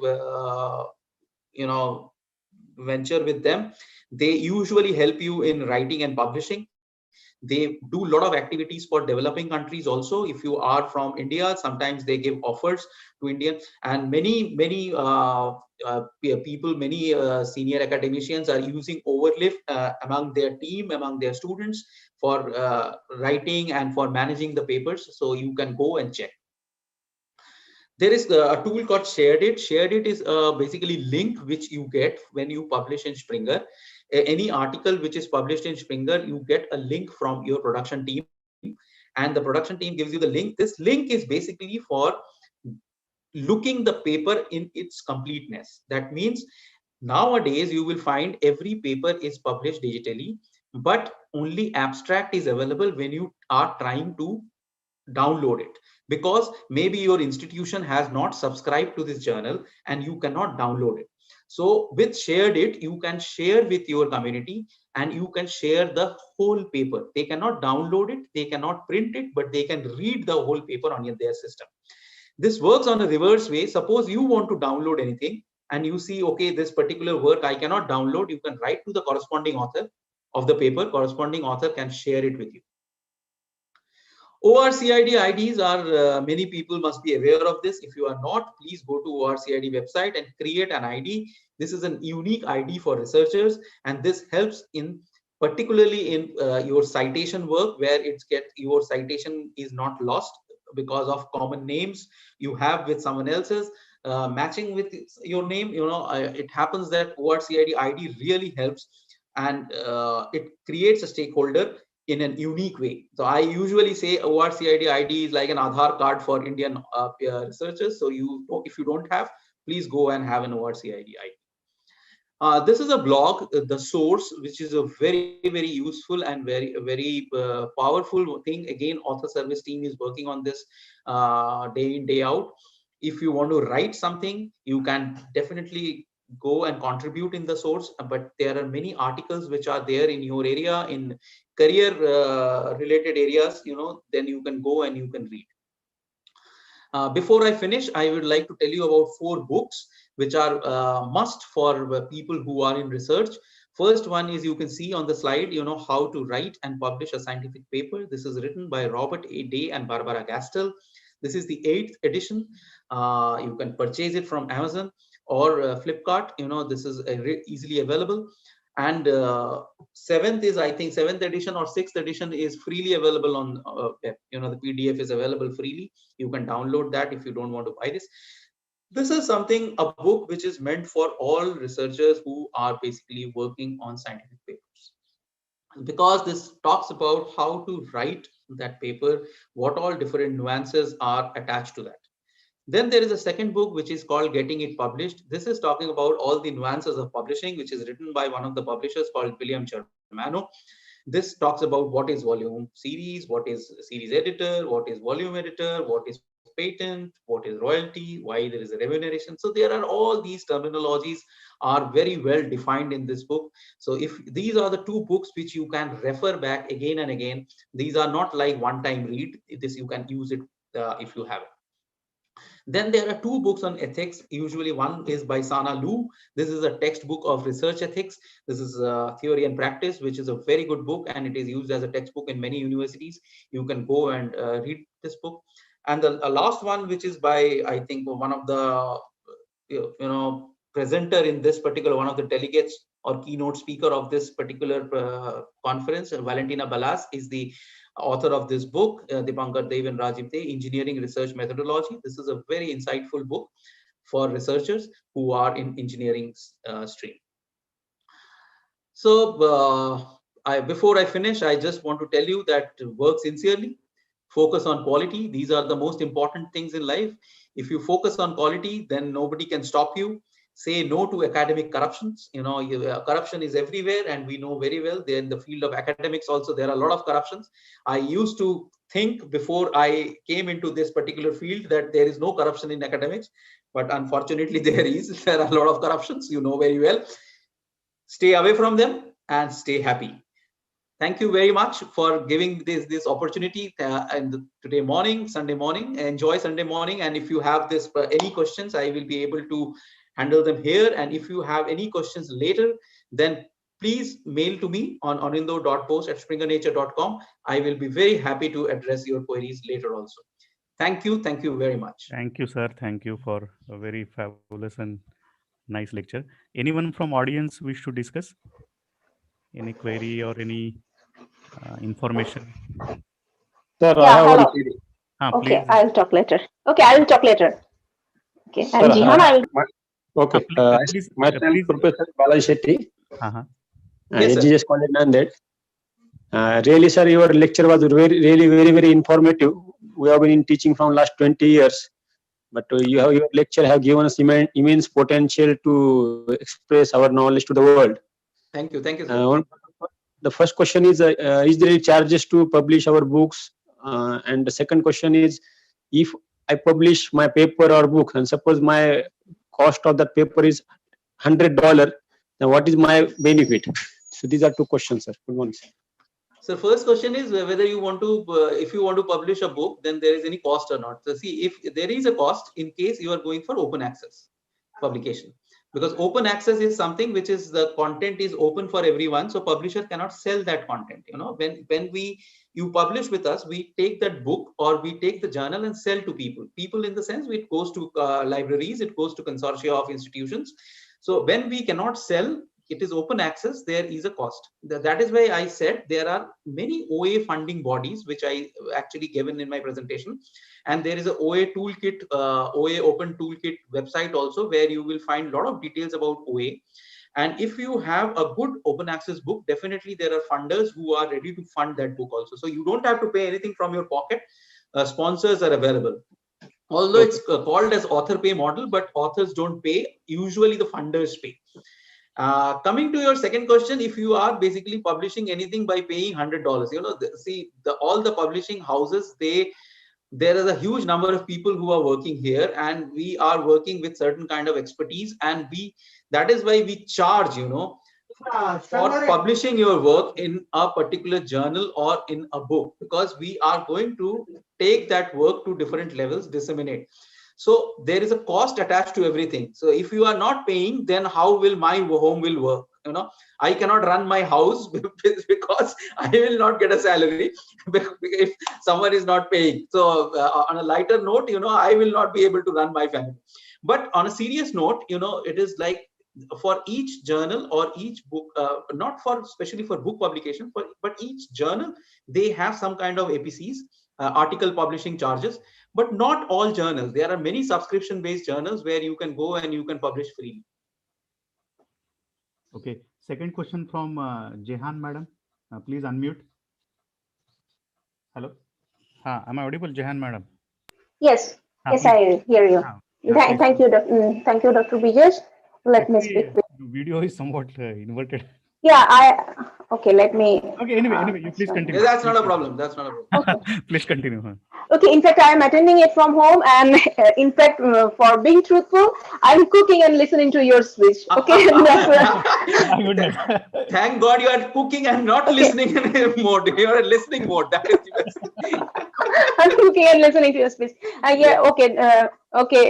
Dear Orindo Bose sir, your speech was really, really helpful, and this was really informative one. I will first. I will request Dr. Bridges, so you can provide the recording of this Sure, kind of sure, speeches sure, to the attendees. sure, sure. Okay, We'll, because for the first time we hear, we cannot store everything in our mind. correct. Jehan So ma'am, it is really helpful. I want to interrupt you over here. What I can do, I will send this presentation to Brijesh, Sure, and Brijesh can send it to all the participants. sure, sure, sure, sure. Yes, that will be really helpful. Okay, I texted you here on chat, Mr. Bose, that is there any funding? The prior one who asked you the question, Yeah. I already got the answer. There are many sources of funding for publishing books, and okay, for us, those who are students actually. And do not work. It's really tough to pay, say, more than $100 or $100 for to publish a paper. So, is there Sure. any funding? We know there is no freelance. Nothing can be free. If it is open access, someone has to pay Yes, for it for yes. the publishing. So, is there any funding for students to publish the paper, or partially funding the Yes, Springer definitely. Nature access? Definitely. See, these are the funding bodies which I was talking about. See, unfortunately, unfortunate part is we don't have any funding bodies in India as of now. All these funding bodies are usually from Europe or US. And although they have certain offices in India, and there are many funding bodies which are closely working with many Indian counterparts, but there is no direct funding body available in India. But as I said, there are 200 funding bodies available worldwide. So you can approach, you can go to this particular page, you look for funding bodies now, details which are available. There are certain funding bodies are working on certain disciplines, like a funding body not necessarily working in all areas. So you can look at them, read about them, and you can write to them. Communication is the most important thing in this era of world, where you can see what will happen. Eventually, if it is a no, then it is just an answer to you. Okay, this funding body is not going to fund me, but at least you will get an answer. But there is no problem in trying. There will be Yes. there are more than 200 funding bodies. Definitely you will get a chance, and they do partial funding also, as you correctly said. Many funding bodies, they don't give the 100% funding for the paper or 100% funding for the books. They give a lot of partial fundings also. Okay. Thank you, sir. Anyone You're else? welcome. Yes, sir. Brijesh, sir. I'm Please. Rachna. Please. Yeah, sir, I'm having one question. Yeah, please. Sir, actually, recently my one SCI paper is published in one of the journal, that is Multimedia Systems, and I have received one mail from Research Square that they are talking about if you want to share your work early in the form of a preprint. So, sir, in this case, we have to pay something for preprint? No. See, there are two things which I would like to tell. This is a very good question. Thank you for asking this. See, nowadays, when you send your paper for any kind of publication, then there is a possibility that you can preprint that paper. Preprint means what? This paper which you are submitting to the publisher is not the final format of your paper, because your paper will be revised after the review. Your paper will be formatted according to the formats of the publisher and all. But there is a paper which is the starting paper which you have written. That is the author template, author form. So this author form, you can actually, of your paper, can be uploaded in archive as a preprint. Why this is necessary, I will tell you. Because see, when you are sending this paper, it might take 4 months, 6 months, 8 months to get the review done. During these 8 months, you don't know in digital format where your paper is traveling. It is going to many reviewers, and these reviewers are also human beings. They are also working in the same capacity, and they might be that 2% person from this unethical activity they can also steal your paper. Suppose during these 2 months your paper is stolen and published somewhere else, what will you do? Your whole hard work is gone into vain. So what you can do, you can archive this in archive, ARXIV archive. Secondly, what the question which you have asked, whether if you are pre-printing something, whether you have to pay or not. No, you don't have to pay. You don't have to pay anything. And usually don't send the final version or the published version to these particular for preprint. Always send the first version which you have submitted for preprint. Because when you sign a copyright form with any publisher, in copyright form you write very categorically, it is mentioned that I am not going to disseminate this work, or I am not going to put this on any website. Okay. Correct. Yeah. So you Yes, can sir. send your author version, which is the first version, you can put it on preprint, but not the version which is the final, which is published format version. Okay, so they have sent me one link, that is create account. So I Correct. will just go through this process, right, sir? Yeah, you can see if your work is already been published, then Yes, there sir. is no need to go for preprint, Okay, because okay. because your work is already out there. Yeah, So it is better you go and promote your work, give the link to people, okay. rather than giving the paper to them. If you are giving a link and a person is interested, they can Yeah, read the paper rather than right now taking the labor and doing preprint. I said preprint is more important. Preprint means what? Pre is basically before the print, preprint. yes, sir. Yes, sir. So now your work is already there. It's already published. And congratulations that you have got a SCI paper, and Thank you so much, it's sir. already there. So you don't need to go for any preprint anymore. Yeah, thank you so much, sir. You're welcome. Very informative session. Thank you so much, sir. Bridges, sir, thanks to you No, also, sir. it is Ananda sir's efforts, because I also got motivated from him during my IIT stay. I heard him first in IIT Roorkee, and then Yeah, very No, informative that is why session. I said, it is very important that we hear in a physical mode. That actually really helps, because we can answer a lot of questions. We can gauge the audience, how they are, understanding the work. Online, it is very difficult. It is like, theater. You are just talking to the camera. But Ananda sir, one thing I'm confident now. Now these contributors, they will be definitely come to me next year also due to you. I'm glad, contributors are something which are basically the backbone of any conference, and Yes. because of them, the conference is happening. Yes, correct. Definitely, yeah. Correct. And the best part, Brijesh, the best part is online thing. There is one thing which I like about online. That is in offline mode, only one person can come as a presenter. Correct. In offline, in online, all the 5 authors, all the 4 authors, they can connect from anywhere. That is the beauty of that online. Some pros and cons are there, sir. We have to go ahead. Definitely. May I know anyone else is willing, or shall we? Sir, I want to ask some questions. Please introduce so that Good morning, sir. Myself, Dr. Swati Borse. Firstly, I want to thank Dr. Bose for the nice presentation and the informative talk. Sir, my question is, my thesis is uploaded on the Inflibnet by university. And when I want to publish a work from my PhD work, it is considered as a plagiarism or plagiarism too when I take the context. Is it considered as a plagiarism? Because it is my work which is uploaded on Inflibnet. Yeah, I know. This is again a good question, but it has a very tricky part to it, because the work is already available online, correct? Now the problem is this, where if you are trying to write a paper, I would suggest you change the language something and add certain more data to it, rather than giving all those data which are available in that particular thesis only.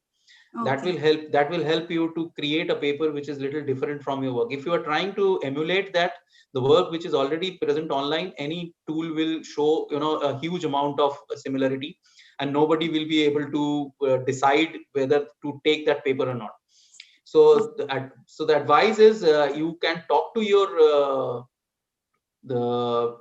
institute, if they can download that thing from there. I know it is very difficult, because most of the institutes, they create their own copyright, and they don't take away that particular thing. They keep it there, and as a cache, which is like if you are using Turnitin and the cache is there, the paper, it will always show in the cache that paper is there. It is very difficult to remove that cache also. So it is difficult, but at the same time, I would say don't use the same language which is there. If you are writing a paper, include, and if you are advancing your work, definitely you will have different results. Yes. Although the methodology will be same, but I think if you just mention this while submitting your paper, write a covering letter whenever you are submitting an article, that my work is here. So the person or the editor who is basically reading that covering note will be also able to understand that something is there. It is not a plagiarism, to be honest with you, but definitely something which is creating a problem because of this digital thing more. Yes, sir. Thank you, sir. Thank you very much. I hope. Sir, I have one question. Myself, Shilpa Nandedkar from MIT Aurangabad. Hello. Can you tell us the name of freely available plagiarism tools? There is no free lunch, ma'am. That is the beauty of this world. The free softwares which are there, they are not very useful, to be very honest with you. Turnitin and Authenticate are two different softwares. Turnitin started first, Authenticate came later, and they are the biggest players in this particular area, and they are owned by the same company. And they use these are two different brands, actually, nothing else. And Crossref is the database created by them. So if this is something very, very commercial, they have created this database. If they have created this database for their use, then all the other freely available tools cannot access that. And if the freely available tools cannot access that, they cannot give you a correct result. There is another software which is not that costly, which is called Docolock. But at the same time, I can fully understand at individual level, it is impossible for you to buy something like that, because licenses are very expensive. It is not possible. So my request is, whenever you have a meeting with your institute, management of your institute, you tell them, so that you collect the, it's a very popular thing. So you talk to your management, all the, faculties together, that we want a software like this, which you can use. So they can take multiple license version, which is like, the same thing which we are using in Springer also. We are given multiple licenses have been taken, and we have given licenses to work on that. Individually, it is impossible for you to buy, because it will cost you something around 5-6 lakh rupees. It is not possible to buy. Okay, thank you, sir. Yeah. Sir, one question, sir. Yes, sir. Sir, whenever plagiarism is checked for 3 consecutive words, it shows a similarity index, sir. Sir, we belong to Indian nation where English is not our language. We feel it quite difficult to find so much of words to express what we wanted to do so. Do you think this 3 consecutive words, when it is repeated, it shows a plagiarism is very apt? So that is why I said very categorically that when you run a particular tool, it gives you similarity index. Now, it is very important for human eye to understand, and human subject experts are, see, if you are a subject expert and you are reviewing a paper, and you very well, you can understand whether the work is plagiarized or just use of a different word. Okay. Correct. So it is basically a decision by a human expert at the end of the day, whether the work is considered as plagiarized or not. It is not the tool's work. What tool is doing is something very mechanical. Okay, and according to the report only, you have to tell. So and I'm glad that you said, as an Indian, we don't have that hold up on language English, because most of the people in India, they write pathetic English, and then they think that we are very good in this language. Unfortunately, we don't believe that, because China and Japan, they have accepted that English is not their language. And that is why they are taking a lot of help from different English-speaking countries. We don't take that help, and we commit a lot of mistakes. That is a big problem. First, we have to identify our problem. Then only you can find a solution. Okay, sir. Thank you, sir, that you really accepted with the statement that I made. The one thing that I come to from you is, sir, you say that human experts will be able to find whether the work itself is plagiarized or not. That is fine, sir. But the thing is, sir, when we are about to submit a journal, they tell us your plagiarism must be less than 15%. or less than 13%. But when we take a plagiarism check on any tool, it shows more than 15 or more than 13. And I can tell you, sir, than writing a paper to come out of this plagiarism, it takes a long time. We need to keep on change the words. But that human experts are not there, no, sir. Before we submit, we are not able to do that. I fully understand your problem, sir, because this is the problem of this digital world, because previously we don't have these measures and tools for checking, so people were doing everything online, offline. So things were much easier. But online, sometimes it is very difficult for, as a nation, India is still very good in English. You can take countries like African countries, Middle East countries, you get a lot of good papers from Iran. But unfortunately, their science is very good, but their language is not. So we face many problems over there also. But at the same time, I would say, when they tell you this 15%, 20%, don't go by exact limit. It is not something which you have to see every time, changing words and making it to 14% is going to make. No, it is not going to work. Even if it is coming 21, 22, you just send your paper. Okay. Because it's not necessary that they are going to use the same tool. Their tool might be different. Then you can you can change the bibliography part. Don't check the reference part. If you are just not including the reference, you will find that things will change drastically. Okay, sir. If you don't include the quotations, it will change drastically. So there are a lot many things which are very important, like algorithms. If you are writing a review paper on an algorithm, then definitely you are going to put that algorithm, and that algorithm will show completely plagiarized from another paper. So a subject expert can only take a call. This is not plagiarism. This is something else. Okay, sir. Okay, sir. Thank you, sir. Thank you so much. You're welcome, sir. Welcome. I'm actually Siranjeevi from NIT Trichy. Sorry for not introducing me. That's fine. Thank you, sir. Okay. Okay. Shall we conclude now? I hope if any queries are there, you please directly mail to sir. So he'll be very happily replying you. So thank you very much, sir, for one more fabulous lecture, and I hope it will be very, very useful for the researchers and faculty members who are present here. So my purpose will be solved if their queries are answered, and they will be getting a new insight to put forward their work in international platforms. Thank you very much, sir. Definitely. See you in physical mode in Pune. Pune, yes, sir, definitely. Sure, sir. Thank you. So, thank you, sir. 1 year advance invitation is to you, sir. Now. Thank you so much. Right, sir. Right. Very good day, sir. Good day. Yeah. Now we will be moving to our next keynote. Professor Maria from Portugal is available here. Welcome, madam. Am I audible? Thank you so much. Good morning. Good morning, madam. Without wasting time, directly we will be shifting to our next keynote. I will request Professor Narendra Jadhav to introduce madam to our audience. Thank you, Dr. Brijesh. One more thing before Dr. Narendra, I'll interrupt. Yeah. It is greatness of madam. I think it is early 6:30 in Portugal. Am I correct, madam? Yes. Yeah. And so early in the morning, she happily agreed to be present here. I'm very much thankful to you, madam, on behalf of this conference and our university. Thank you very much. Thank you so much for the invitation. Yeah, madam. Please, Dr. Narendra, please continue. Yes. Thank you, Dr. Brijesh. It's my immense pleasure to introduce our today's keynote speaker, Maria Souza. Maria Souza, PhD in Industrial Management, is a university professor at ISCT, a research fellow at Business Research Unit, and collaborator of IPPS ISCTE, Lisbon, Portugal.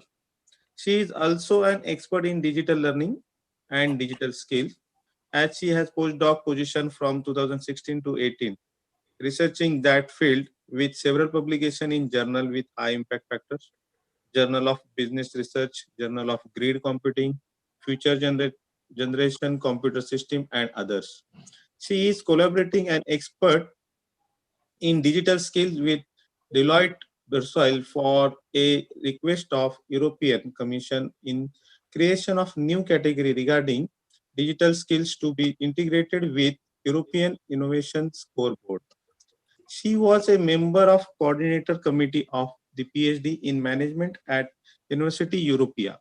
She was also a senior researcher at JEE Research Office in the Portuguese Ministry of Economy, responsible for innovation, research, and entrepreneurship policy, and a knowledge and competency manager at AMA IP Public Reform Agency.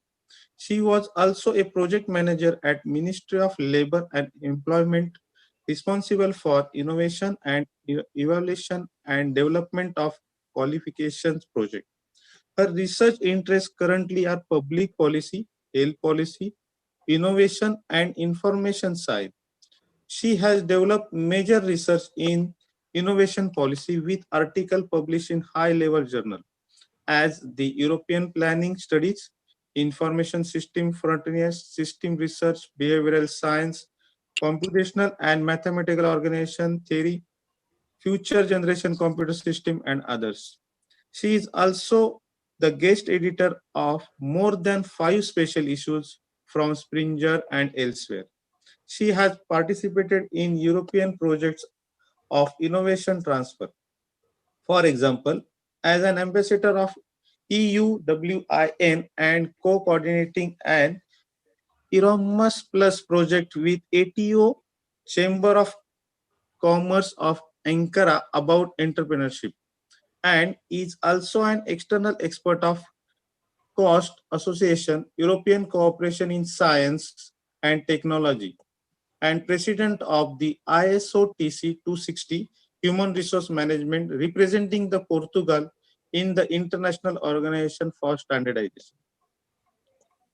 We are the fortunate enough to have Professor Maria as a today's keynote speaker. Now I request Professor Maria to take over this session. Please, madam. Thank you so much, Professor. I am going to share my screen.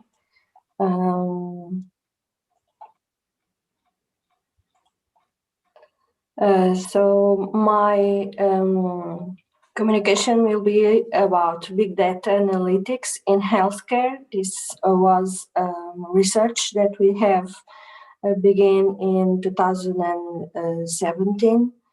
And this research, it is also some of my biggest interests of the moment because of the pandemic that we are all facing at this moment, but not only that, because big data analytics, it's a huge issue, not only for organizations, but also for governments. And the information, the knowledge, all the data that we can find everywhere, it is really important to define new strategies for organizations and also to define new policies for governments. And in Europe, we have invested a lot in technologies, and now we are facing some kind of issues, mainly here in Portugal, but also in other countries. That is the lack of competencies, of digital competencies, and the European Commission has created several projects, several programs for the countries to apply to develop digital competencies in the citizens. So we can use the technology massively, and we can create new knowledge based on all the data that is around everywhere in huge amounts, and we don't know how to treat all that data. So this is a really important issue, mainly regarding healthcare at this moment.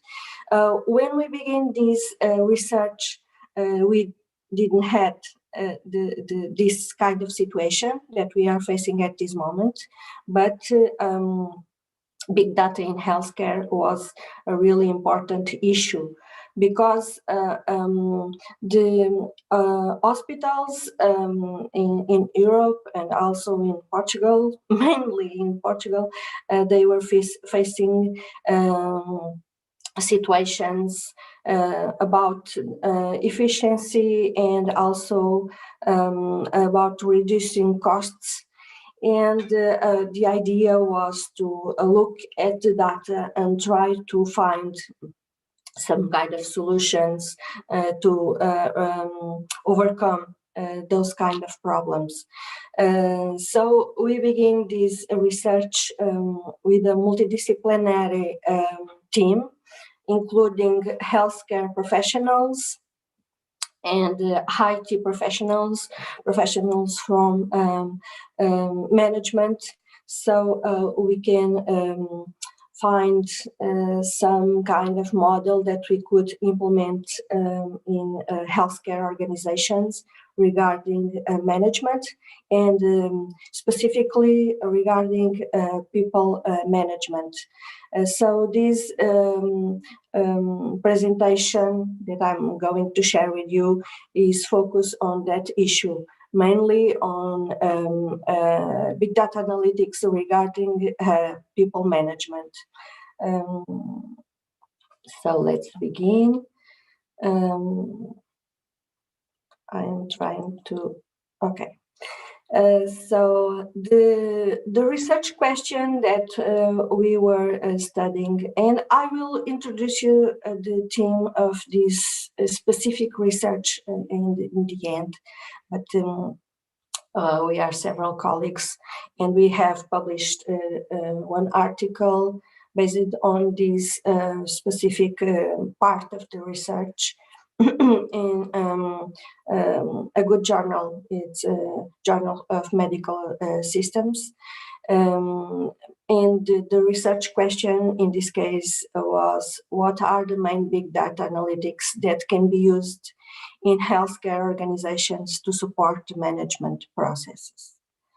And we begin with literature review, systematic literature review based on PRISM methodology. It's a methodology, it's a protocol of research, and we have to follow several steps. And the idea is to look at the important databases like Web of Science, Scopus, Science Direct, and so on, and try to find, make a search using some kind of criteria, and to find the articles that might match the criteria that we have defined, and have some exclusion criteria also, to reach the articles, the final articles that we will use in the review, the literature review. So this was the main methodology that we have used in this part of the research. And we identified the dimensions of analysis, the expressions, the methodologies, and also the authors of the papers that focus on these kind of issues.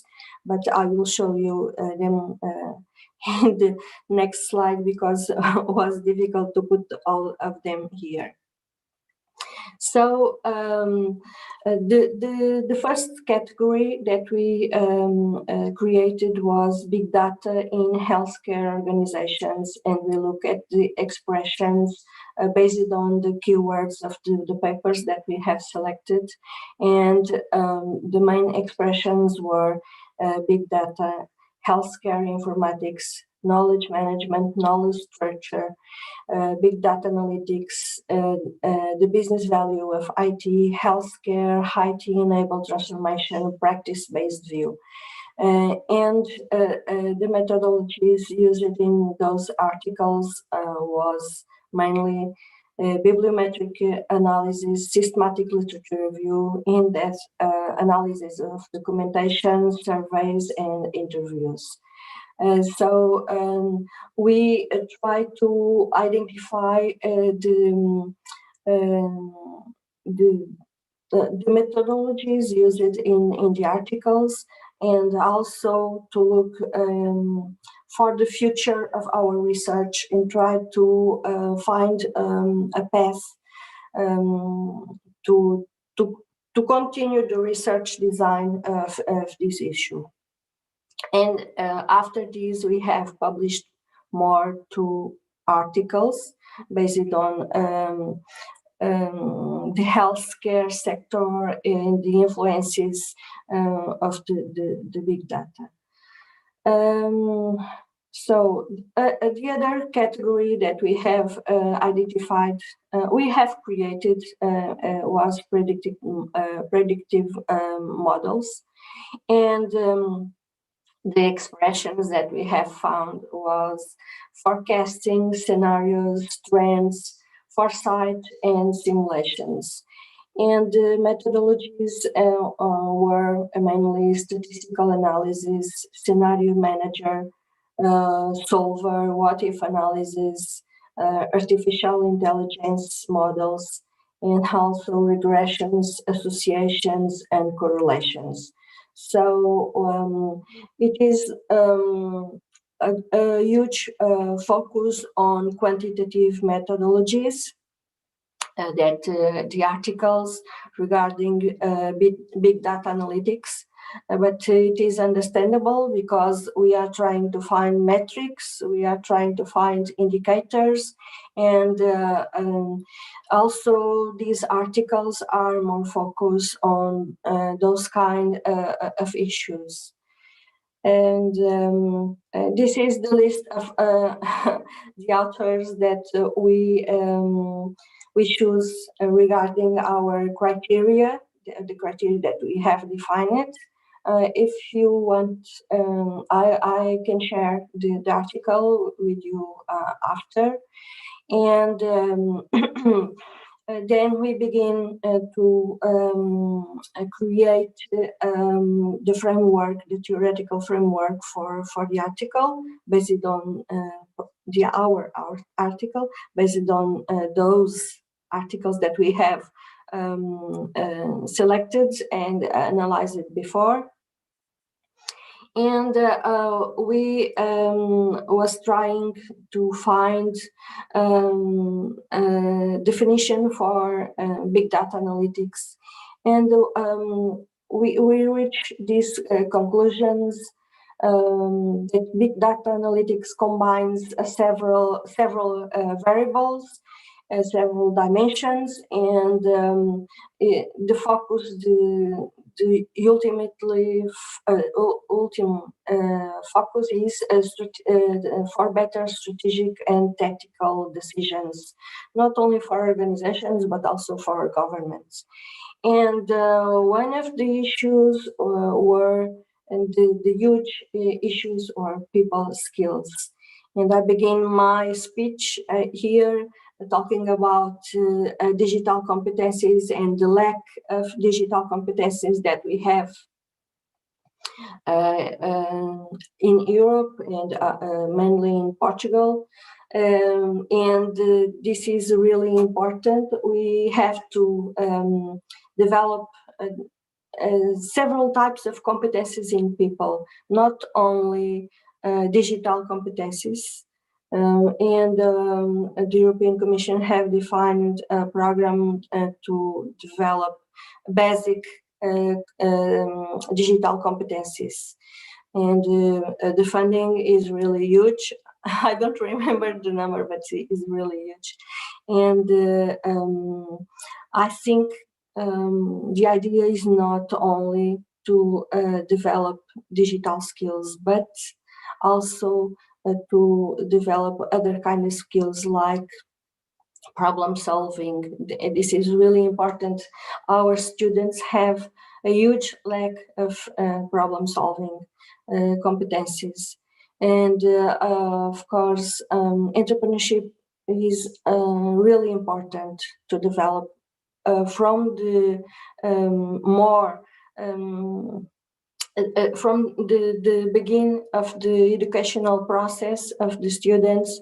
We have to create that willing for the students regarding entrepreneurship. But also communication skills are really important. And I am not talking only about writing skills, but also oral skills, verbal skills. And I think our students need to focus on more formal communication, and the communication that everybody, not only on their age, but also when they enter the organizations, they need to have a very good structure of communication. And I think at this moment, we don't have that kind of structure, because I also think that the social media and the social networks, they influence it, because they are talking in networks and in groups and in communities, and they create specific languages. And it is really difficult sometimes to understand the students, and when they enter the organizations, they face several problems. So people skills are really important, not only to analyze data, but also to communicate that data to people, to organizations. Organizations are people. And also the organizational processes, they are really important also for big data analytics, because the metrics, the analytics, the indicators, they emerge from the organizational processes. And all the organizational processes create huge amounts of data, and sometimes organizations don't know how to process that data and to make the data easy to read.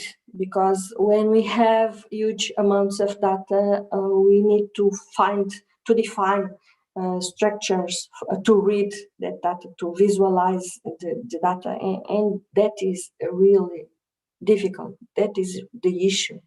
How we do that? Of course, we have technologies, and technologies is another important dimension, but we need to know how to use technology. Not only the IT professionals, because they they are experts, but we need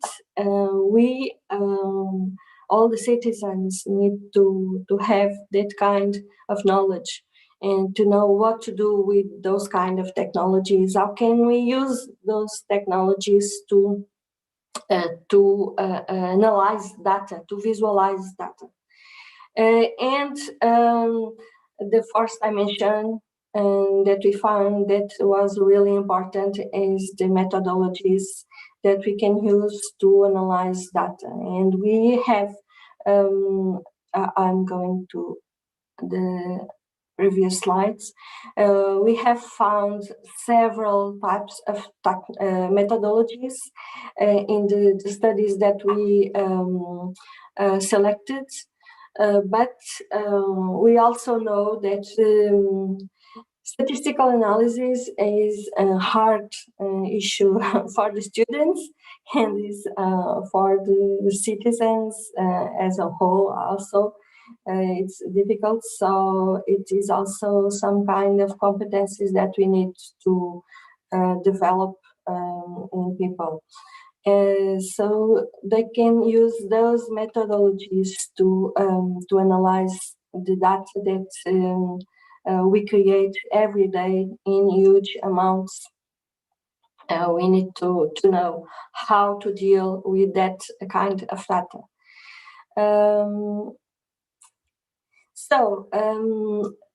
Those dimensions are, I think, our team think that are the important dimensions for big data analytics, because when people have the knowledge and they can look at the data and using technologies and identify the data that is really important for the strategic decisions, but also for the tactical decisions that we need to do to make every day of our lives, not only in healthcare organizations, but in healthcare organizations, this is really important. And we all know the amount of data that was created during the last year,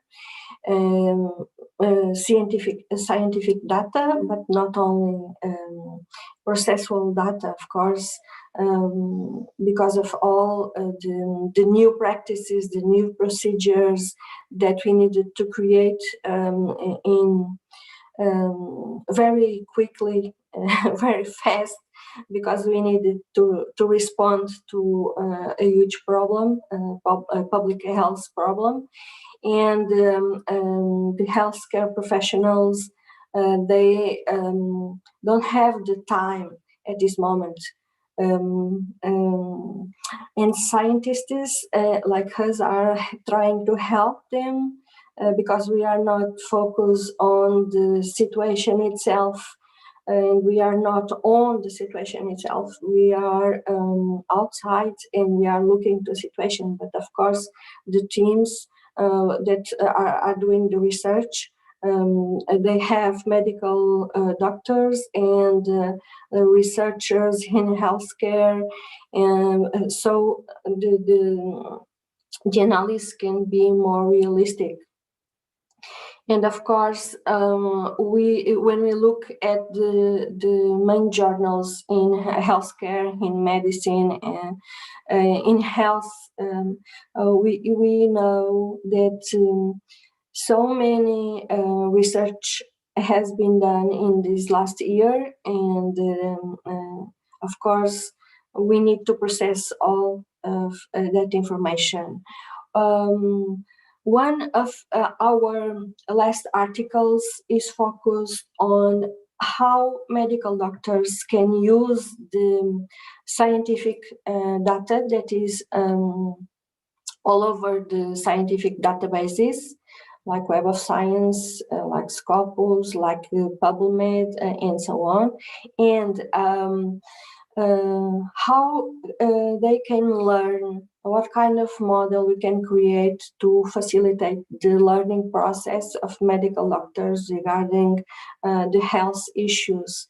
And we have created a model. I think the model is really interesting, and it is focused on several dimensions. And this article was published in the beginning of this year in January. We are on the last day of January, but it was published in the beginning of the month. And I think it is really important. But I am part of the research, of course, and I have to think that our research is important. But I'm sure that the article will do an impact in the healthcare organizations. I hope so. And also on the higher education organizations, because it's regarding how medical doctors can learn using that kind of data. That is big data, because every day we publish thousands of articles, and perhaps even more. Big data analytics, this slide is regarding what includes big data analytics and data management methods for collecting, organizing, and storing big data. performing analytical queries to that data for having some kind of information, useful information, because when we have a non-structured data, it is really difficult to make decisions based on that data. So we have to know how to question the data and to gather information important for our lives and for our daily practices and the reports that we need to do, and that are all based for the decisions. Not only the top management decisions, but also for all the professionals, because all the data is, all the knowledge that we have is based on data, and even the operational assistants in healthcare, they need to use that data for the decisions, the daily decisions they have to take. So performing analytical queries is also an issue really important. We need to know how to do this.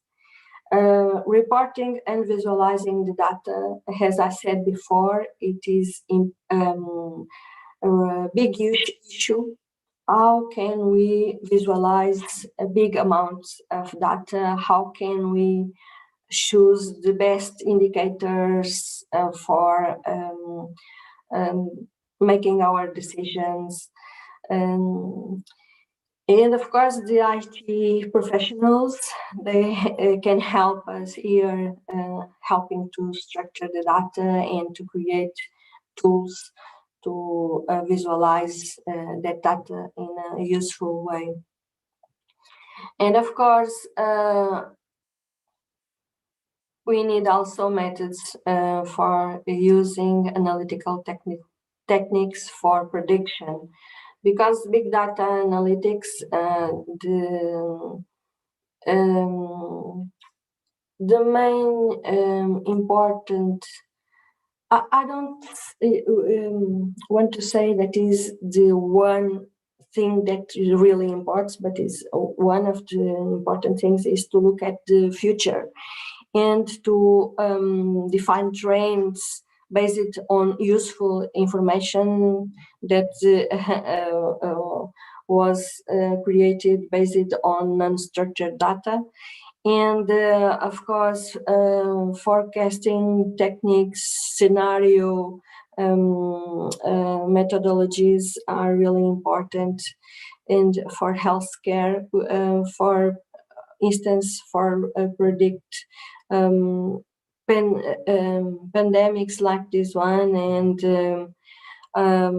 to look at the future, to create scenarios for healthcare sector, for healthcare institutions, because I think Portugal is facing a really difficult time at this moment. We have a huge problem because we are not dealing very well with the situation, I think, because we are reacting. Government is reacting and not making decisions timely. So we are facing a huge problem, and I think big data analytics can be really important in these situations and in the future situations, creating scenarios to respond to this kind of situations. So big data analytics implementation in healthcare organizations can assume the following strategic levels. As I said before, we were not only focused on the strategic levels, but also on the tactical levels. But the analytics that we reach, that we identify in this research, they are more focused in the strategic decisions. The first point here is analytics and people management, helping to manage the professionals of healthcare organizations to achieve the best performance. Also, report analytics to create reports to help the organizational departments. As I said before, the IT professionals here have a huge role helping to create reports that we can read, we can use with useful information that can be visualized. The third point is analytics contributions for future strategies and the definition of the future strategy. Data analytics may modify the future strategy. As I said before, the forecasting methodologies and the scenario methodologies are really important to define trends for the future. And of course, this will help the management of organizations, not only to make the daily decisions, but to look at the strategic possibilities for the future.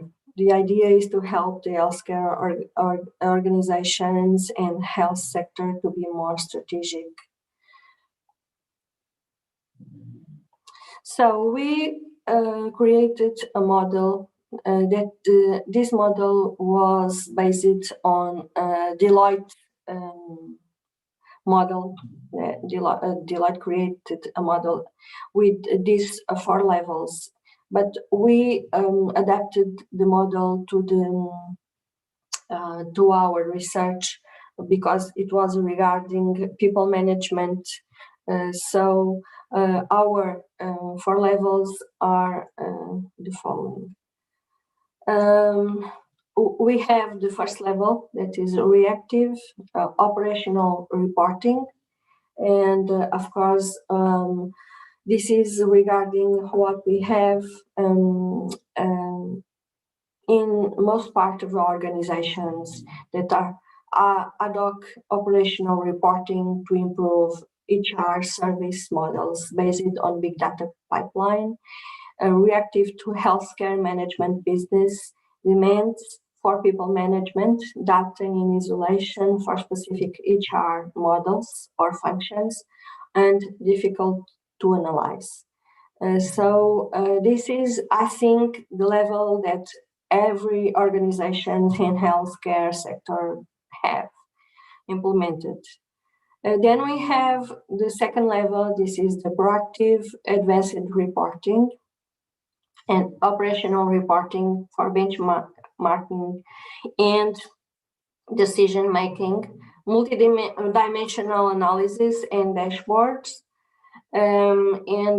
This is a level more advanced, like the title, because it is another type of analysis is done based on the data. And of course, the dashboards, dynamic dashboards are important because we can use them to analyze and to define for the future. And strategic analytics, full integration with HR and talent management, segmentation, statistical analysis, development of people models, analysis dimensions to understand cause and delivery of actionable solutions.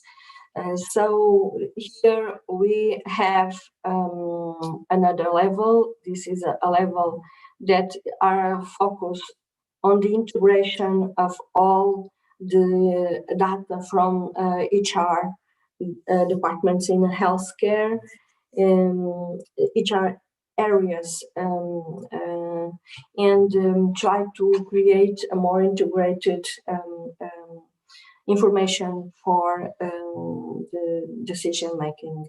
And of course, we have the level 4 of our model, and is optimized talent acquisition, strategic enabler of the business, ability to predict external forces and remain agile, development of predictable models, scenario planning, risk analysis and mitigation, integration with strategic planning.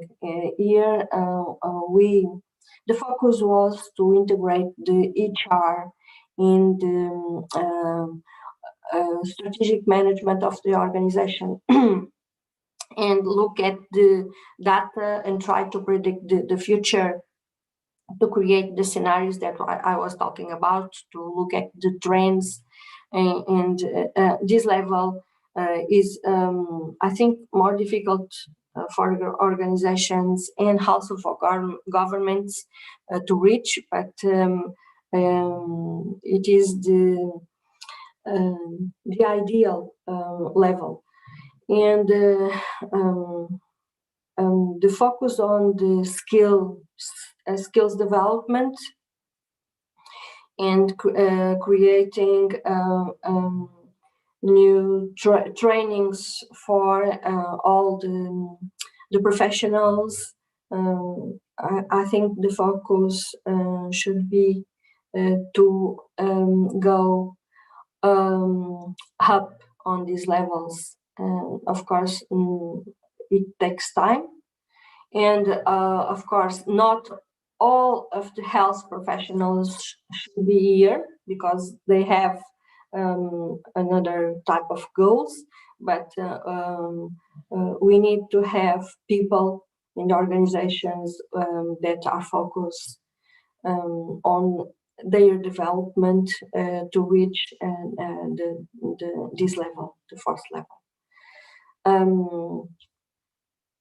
We use this model then to analyze the healthcare organizations and to try to understand where the model can help organizations.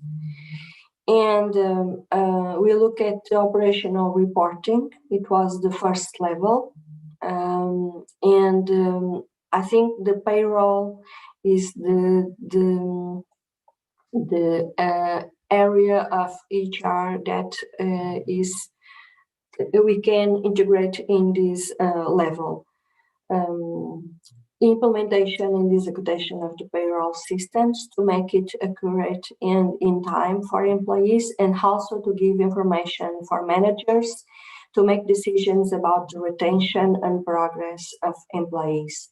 So the reports that organizations create based on this kind of data, of course, are important for manage people and to look at their future and to look at the employees that we want to have in our organizations.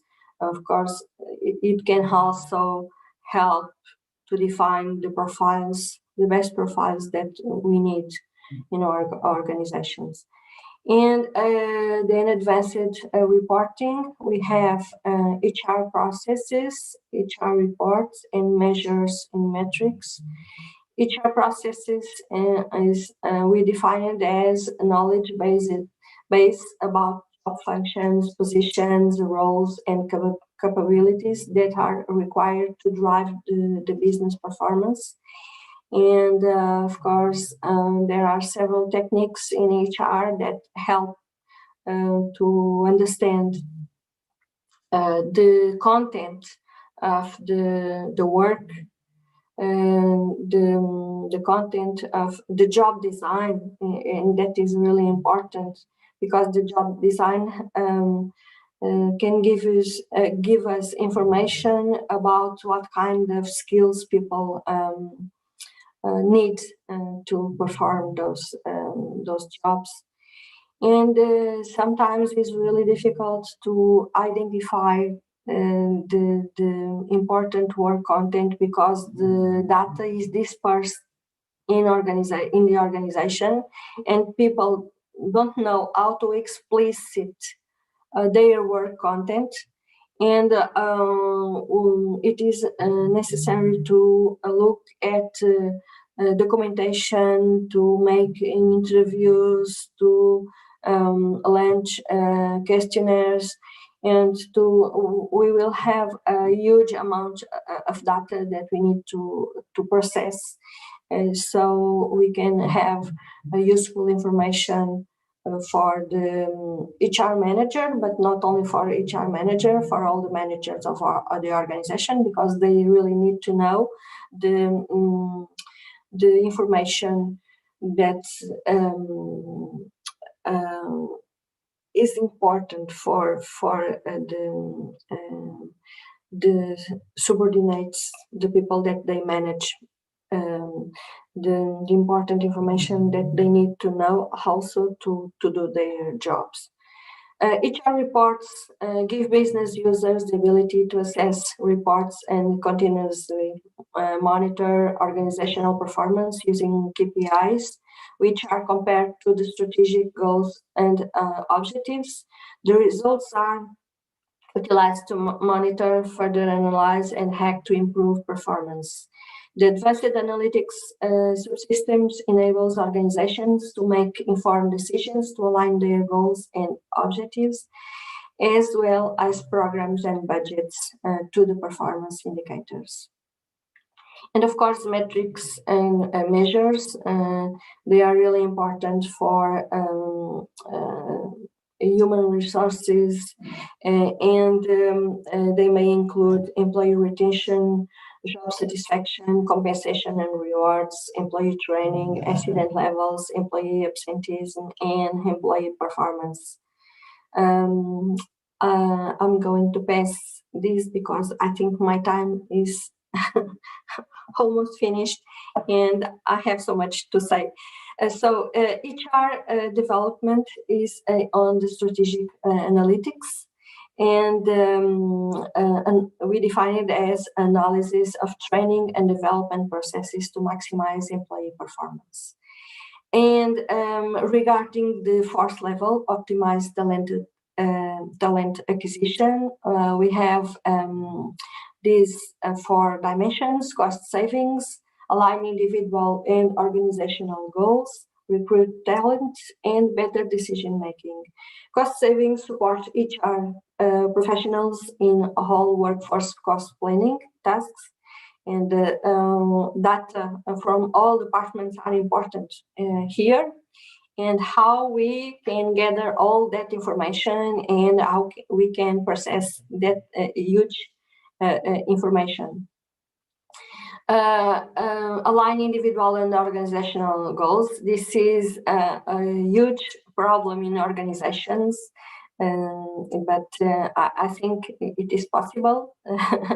We have to define some kind of strategies to create common objectives, and data, of course, and analytics can help here.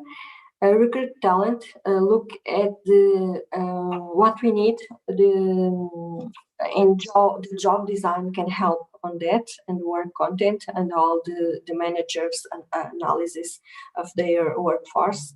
And we can look at the market and try to identify the best profiles for our organization.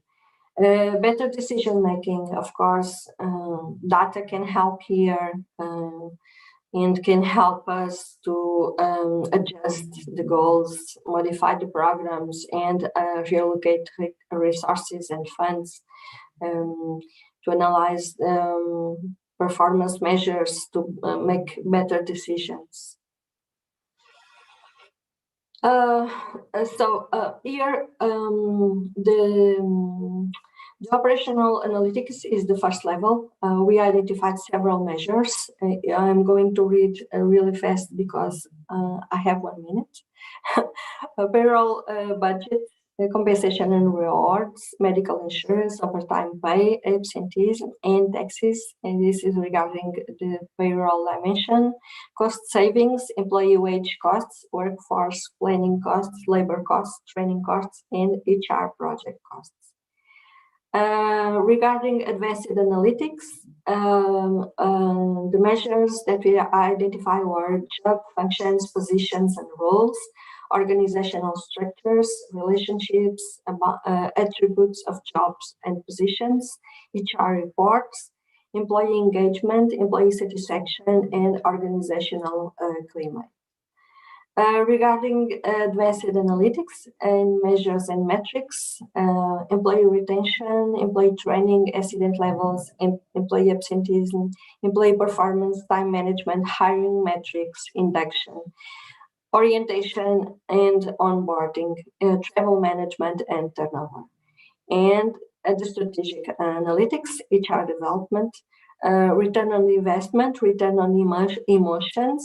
We are talking about people, and this is really important for the satisfaction and for the engagement and for the performance and for the retention of the people in organizations, employee sustainability and human governance. And finally, optimize talent acquisition, align our individual and organizational goals, succession plans, or workforce planning, performance appraisal. In talent management, we have leadership gap, recruitment analysis, performance data, employee mobility, candidate success profiles, targeting available talent supplies, conducting a cause analysis of attrition, and forecasting workforce requirements. And finally, decision making in the fourth level, productivity forecasting model to help predict and diagnose problems and define training solutions, a predictive model for employee mobility, and artificial intelligence for talent recruitment. Artificial intelligence here is really important on recruitment because we can analyze some aspects of the candidate that on face-to-face is really difficult to do. So then the application of the model to management. So we defined several dimensions: policy, organizational characteristics, individual characteristics, and contextual characteristics. And I am going to pass the model and go to the next slide. So for policy, we defined a political context, economic and social development, leadership and culture. And the analytics are the leadership gap, ROI, return on investment, and organizational climate. Organizational characteristics, we identified work content, workforce planning, health management, and working conditions. And all of those analytics are really important. And then for the individual characteristics, we identify emotional and spiritual well-being, competencies and knowledge, attributes and behaviors, vitality and health. So the analytics are medical insurance, accident levels, ROI, employee mobility, satisfaction, absenteeism, performance, training, and time management. For the contextual characteristics, we defined competencies, evolution, dynamism, and hopeness, and technology. And this is focused on the analytics employment sustainability. So regarding the conclusions, big data analytics in people management involves sophisticated analysis of HR-related data, does not focus exclusively on HR functional data, and involves integrating data from different internal functions and data external to organization, involves using information technology to collect, manipulate, and report data, and finally, is about supporting people-related decisions, is about linking HR decisions to healthcare outcomes and performance, has potential to connect HR processes and decisions with organizational performance, which is an avenue to elevating HRM to having more strategic role in joining other business function at the strategy. So this is the paper that I was talking about, just to introduce the team. This is me, of course. Antonio is an expert on big data analytics. Carlos is a medical doctor in the biggest hospital here in Portugal. Miguel is an expert in management, and Álvaro is an expert in IT. So this is the team that began to work on these issues, but the team has now several other colleagues, and the last paper that we published have more, I think 6 colleagues that integrated the team.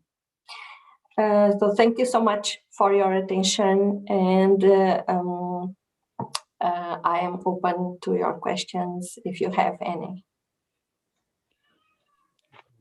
Thank you, madam. From audience, if any point is to be discussed, please unmute yourself and introduce. Good morning, madam. Myself, Professor Balaji Shetty.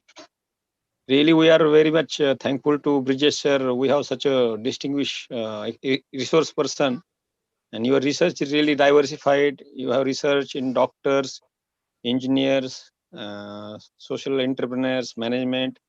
So I would like to know more about return on emotions. Return on emotions. I have listened this keyword first time. We always listen return on investment, but you have told us return on emotions. So can you please explain? So return on emotions is, thank you for the question, and return on emotion is related to how the employees deal with their emotions on the organizations, and in healthcare organizations this is really important because they face really difficult situations regarding life of peoples, and they have to take some kind of decisions that are really difficult. And in this time of pandemic, the decisions cause so many stress on the professionals, and to deal on the emotions that they have, it's a huge problem. And the return on emotions, of course, is related to their intelligence, emotional intelligence, and if people can deal with that with difficult situations, of course they have the possibility to take decisions that can be more adequate for that kind of situation. And of course, the relationship they have with their colleagues are also more soft if the professionals can deal with their emotions, and the relationship with the patients also will be more easy. So the return on emotions is an indicator that we are studying, and we are trying to identify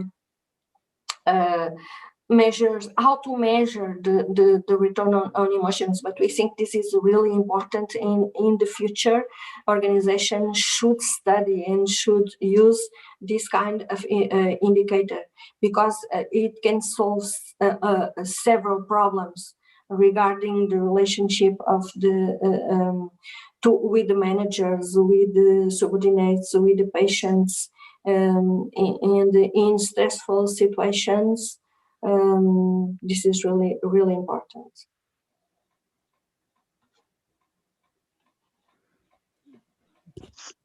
I hope madam has answered your question, Professor Shetty. Anybody else is willing to discuss any issue with Professor Maria, madam? Kindly unmute and introduce and please discuss.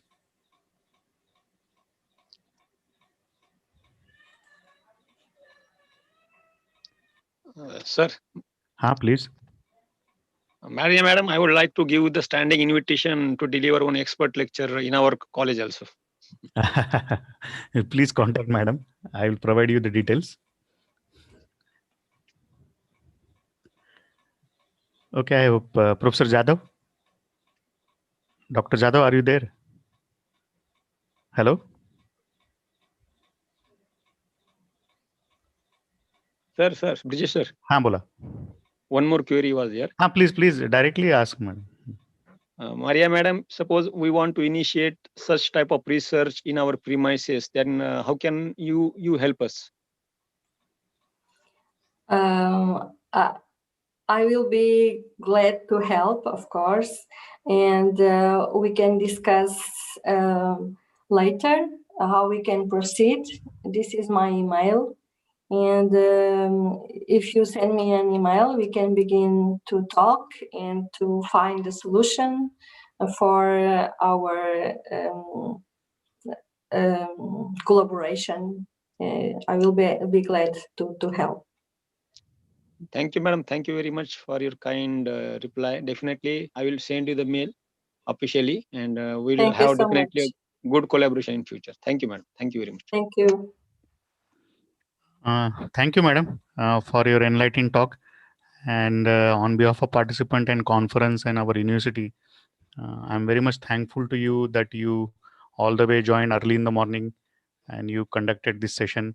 Hope it will be very much helpful for the listeners and they may get some insight to carry out their future plans. Thank you very much. We'll be in touch with you, madam. Thank you. Thank you so much for the invitation. It was a pleasure and no problem. I am used to wake up very early in the morning. That is really good, madam. So thank you so much. Thank you, madam. Thank you. Have a nice day. Thank you. You too. Thank you. Now there is an information for all the participants that we will be commencing with the paper presentation in next 15 minutes. You will be diverted to the classified break rooms automatically. So please be there patiently. Thank you very much. Thank you. Sandeep, are you there? Sandeep sir येतात आहे sir. अच्छा, चेतन sir तुम्ही करा ना divert त्यांना. Room तयार केले, फक्त आता ओपन करतो. Okay. So all are requested to patiently be there and you will be diverted to the classified break rooms. I hope session chairs and moderators, they are also present here. I welcome you all. Sir.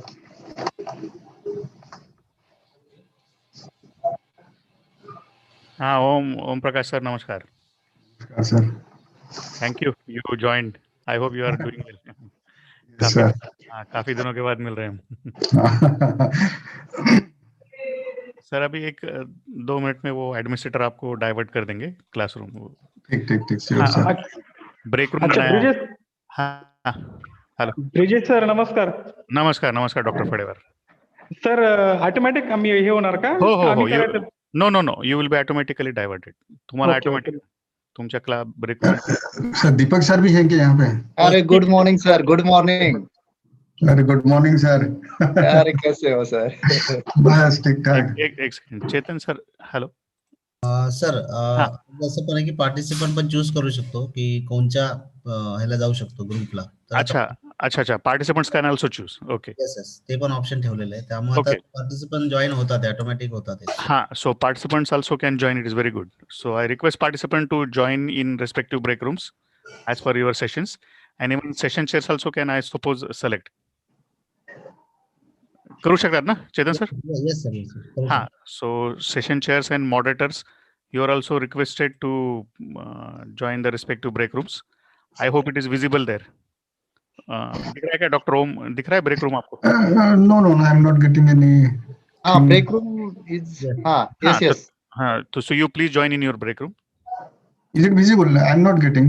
So please make us available in that room better. हाँ चेतन sir. हाँ त्यांना सरांना allocate करा तुम्ही. Yes करतो.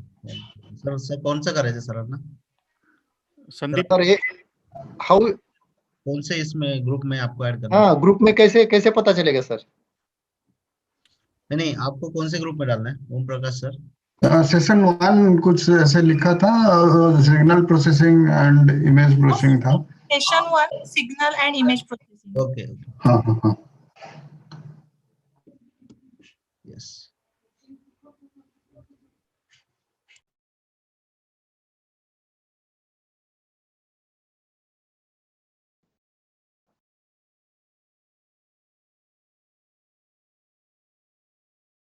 Nitin sir नमस्कार.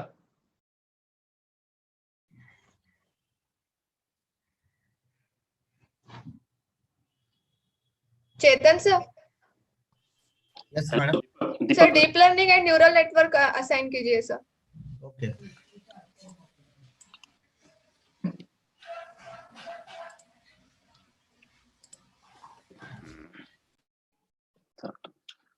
दीपक sir तुम्ही काय म्हणलं सेशनला या. आम्ही आहेत वाटतं deep learning and neural network. आत्ताच आहे ना मग.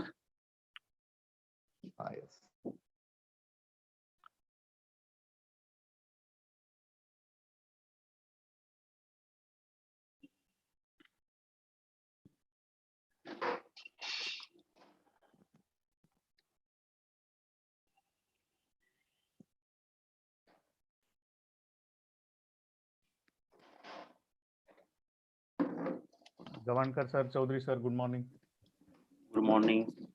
चेतन सर डीप लर्निंग मध्ये अलोकेट करा. Okay sir.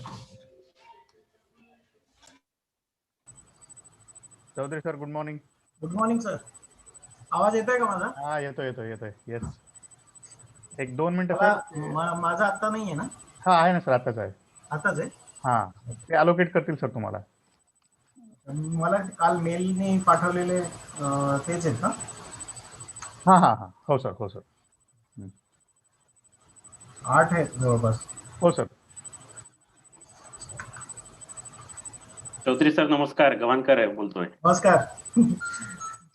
परवा अटलमध्ये तुमचं बघितलं मी स्पेशल. तुम्ही होता ना अटलच्या नाशिकच्या? हा होतो की. तुम्ही पण होता का सर? हो होतो ना, मी तुमच्या नंतर होतो. अच्छा.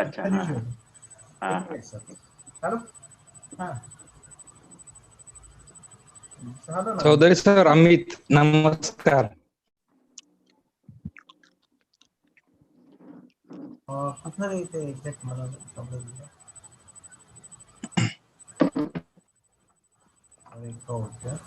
हा.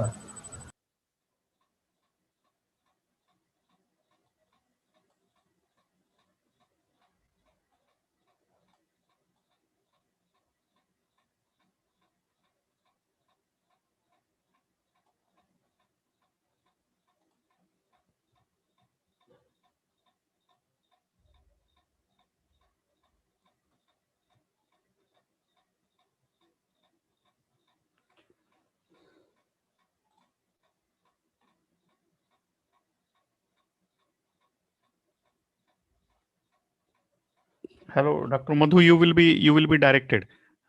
Chetan sir, Dr. Madhusudananna session 4 मध्ये डायरेक्ट करा please. Yes okay. Emerging technology session मध्ये. हा hello doctor Madhu, I suppose you doing fine. Please unmute doctor Madhusudanan. ते सर गेले तिकडे. हा ठीक आहे. बरं ठीक आहे. चौधरी सरांनाही कोणतं ते IoT बिग डेटा मध्ये करून टाका. ठीक आहे. संदीप, आपले मॉडरेटर सगळे आले का तिकडे?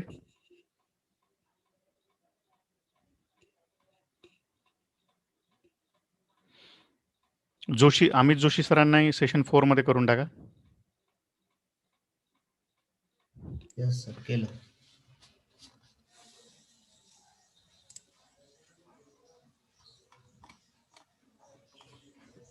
The participants who do not have presentation but still they wish to attend a particular session, you please request to Mr. Chetan.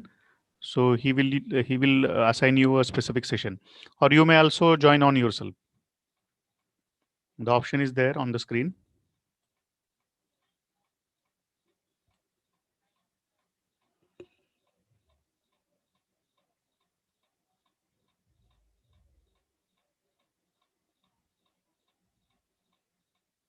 Mr. Kozgikar, am I audible? Mr. Kozgikar. Hello. Yes audible आहे sir. अच्छा ते कोसगीकर दिसत नाहीये. त्यांना जिथे पाहिजे तिथे हे करून टाका. हा गौस मोहद्दीन कोसगीकर म्हणून आहे. बावकर नाही आहेत का?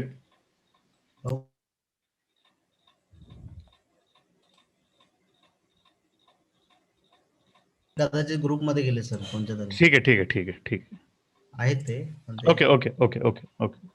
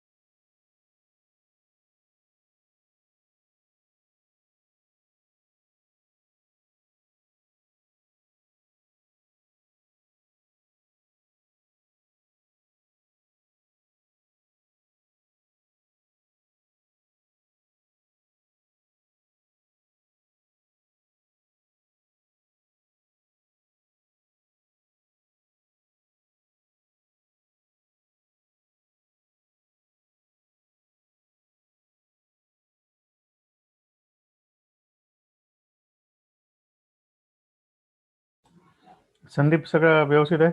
सगळे झाले अलोकेट? हॅलो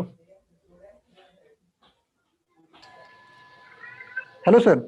हा, झाले का सगळे? फक्त एक सेशन सुरू व्हायचं राहिलं. Just one session is yet to start. Emerging technology, otherwise all sessions are started. Chetan sir. कोण बोलतोय? कोण? सर तेजस बोलतोय. हा, तेजस बोला. सर सत्यनारायण सरांना जॉईन करा ना सर, सेशन चेअर आहेत त्यांच्यामुळे थांबले सेशन. बावकर त्यांना फोन नाही लावला का? सर लावलो तुम्ही आता फोन. हा, लावलाय फोन त्यांना. दुसरे सेशन चेअर कोण आहे तिथे? सर दुसरे चौधरी सर ते जॉईन झाले. मग स्टार्ट करू का? हा, बिलकुल बिलकुल. Okay sir. Okay, thank you sir. Let him join that. Okay sir.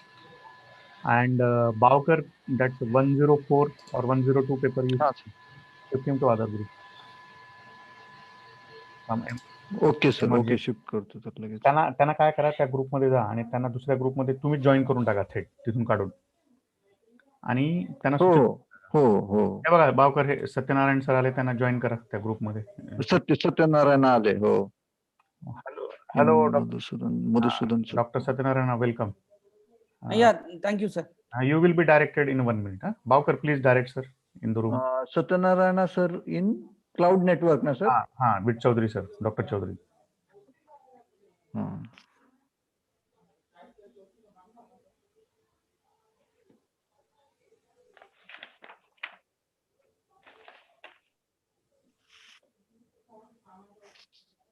भावकर ते ह्यांना विपुल गौरवला कुठे जॉईन व्हायचं? Hello mister Vipul, hello, I am audible, are you there? Gaurav, Vedika, hello Vipul Gaurav, hello Vedika Patil. Watching their activities, their activities test. So these are the three approaches are generally used by the data collection. In data cleaning, collection of data is not in a process. हा sir. बाहेर कुठल्या ग्रुपमध्ये येते आवाज येतो? नाही आलो बाहेर. आणि हे बघ, हे झालं. हे गौस मोहन दिनला कोणतरी ऍड करून टाक ना कुठल्या तरी ग्रुपमध्ये. हो हो, त्यांना विचारतो आणि कॉल करून ऍड करतो मी त्यांना तिथे. करतो, थोडेच राहिलेत, बाकी सेशन सुरू झालेत आता. सगळ्यात पहिल्यांदा त्या इमर्जिंग टेक्नॉलॉजी मधून ते पेपर नंबर किती, 102 आहे का 104 आहे? 104 आहे. 104 त्यांना मी फोन केला 104 ला, सांगितलं पण त्यांना डीप लर्निंग म्हणजे द्यायचंय, आणि डीप लर्निंगच्या मॅडमला पण सांगितलं की त्यांना घ्या ऍड करा. पण त्यांना ऍड करून टाका, तुम्ही करा त्यांना. हो हो, तो एक मी क्रॉस व्हेरीफाय करतो एकदा जाऊन. प्रफुल भगतला कुठतरी ऍड करून टाका. हो हो, ते आता आलाय तो, करतो. चलो, ऑल द बेस्ट. मला एकदा होस्ट करतो का, मी सगळं पाहतो. ऍड करून ह्याला प्रफुल भगतला ऍड करा आणि त्यांना 104 ला ऍड करा आणि मला होस्ट करा नंतर. हो हो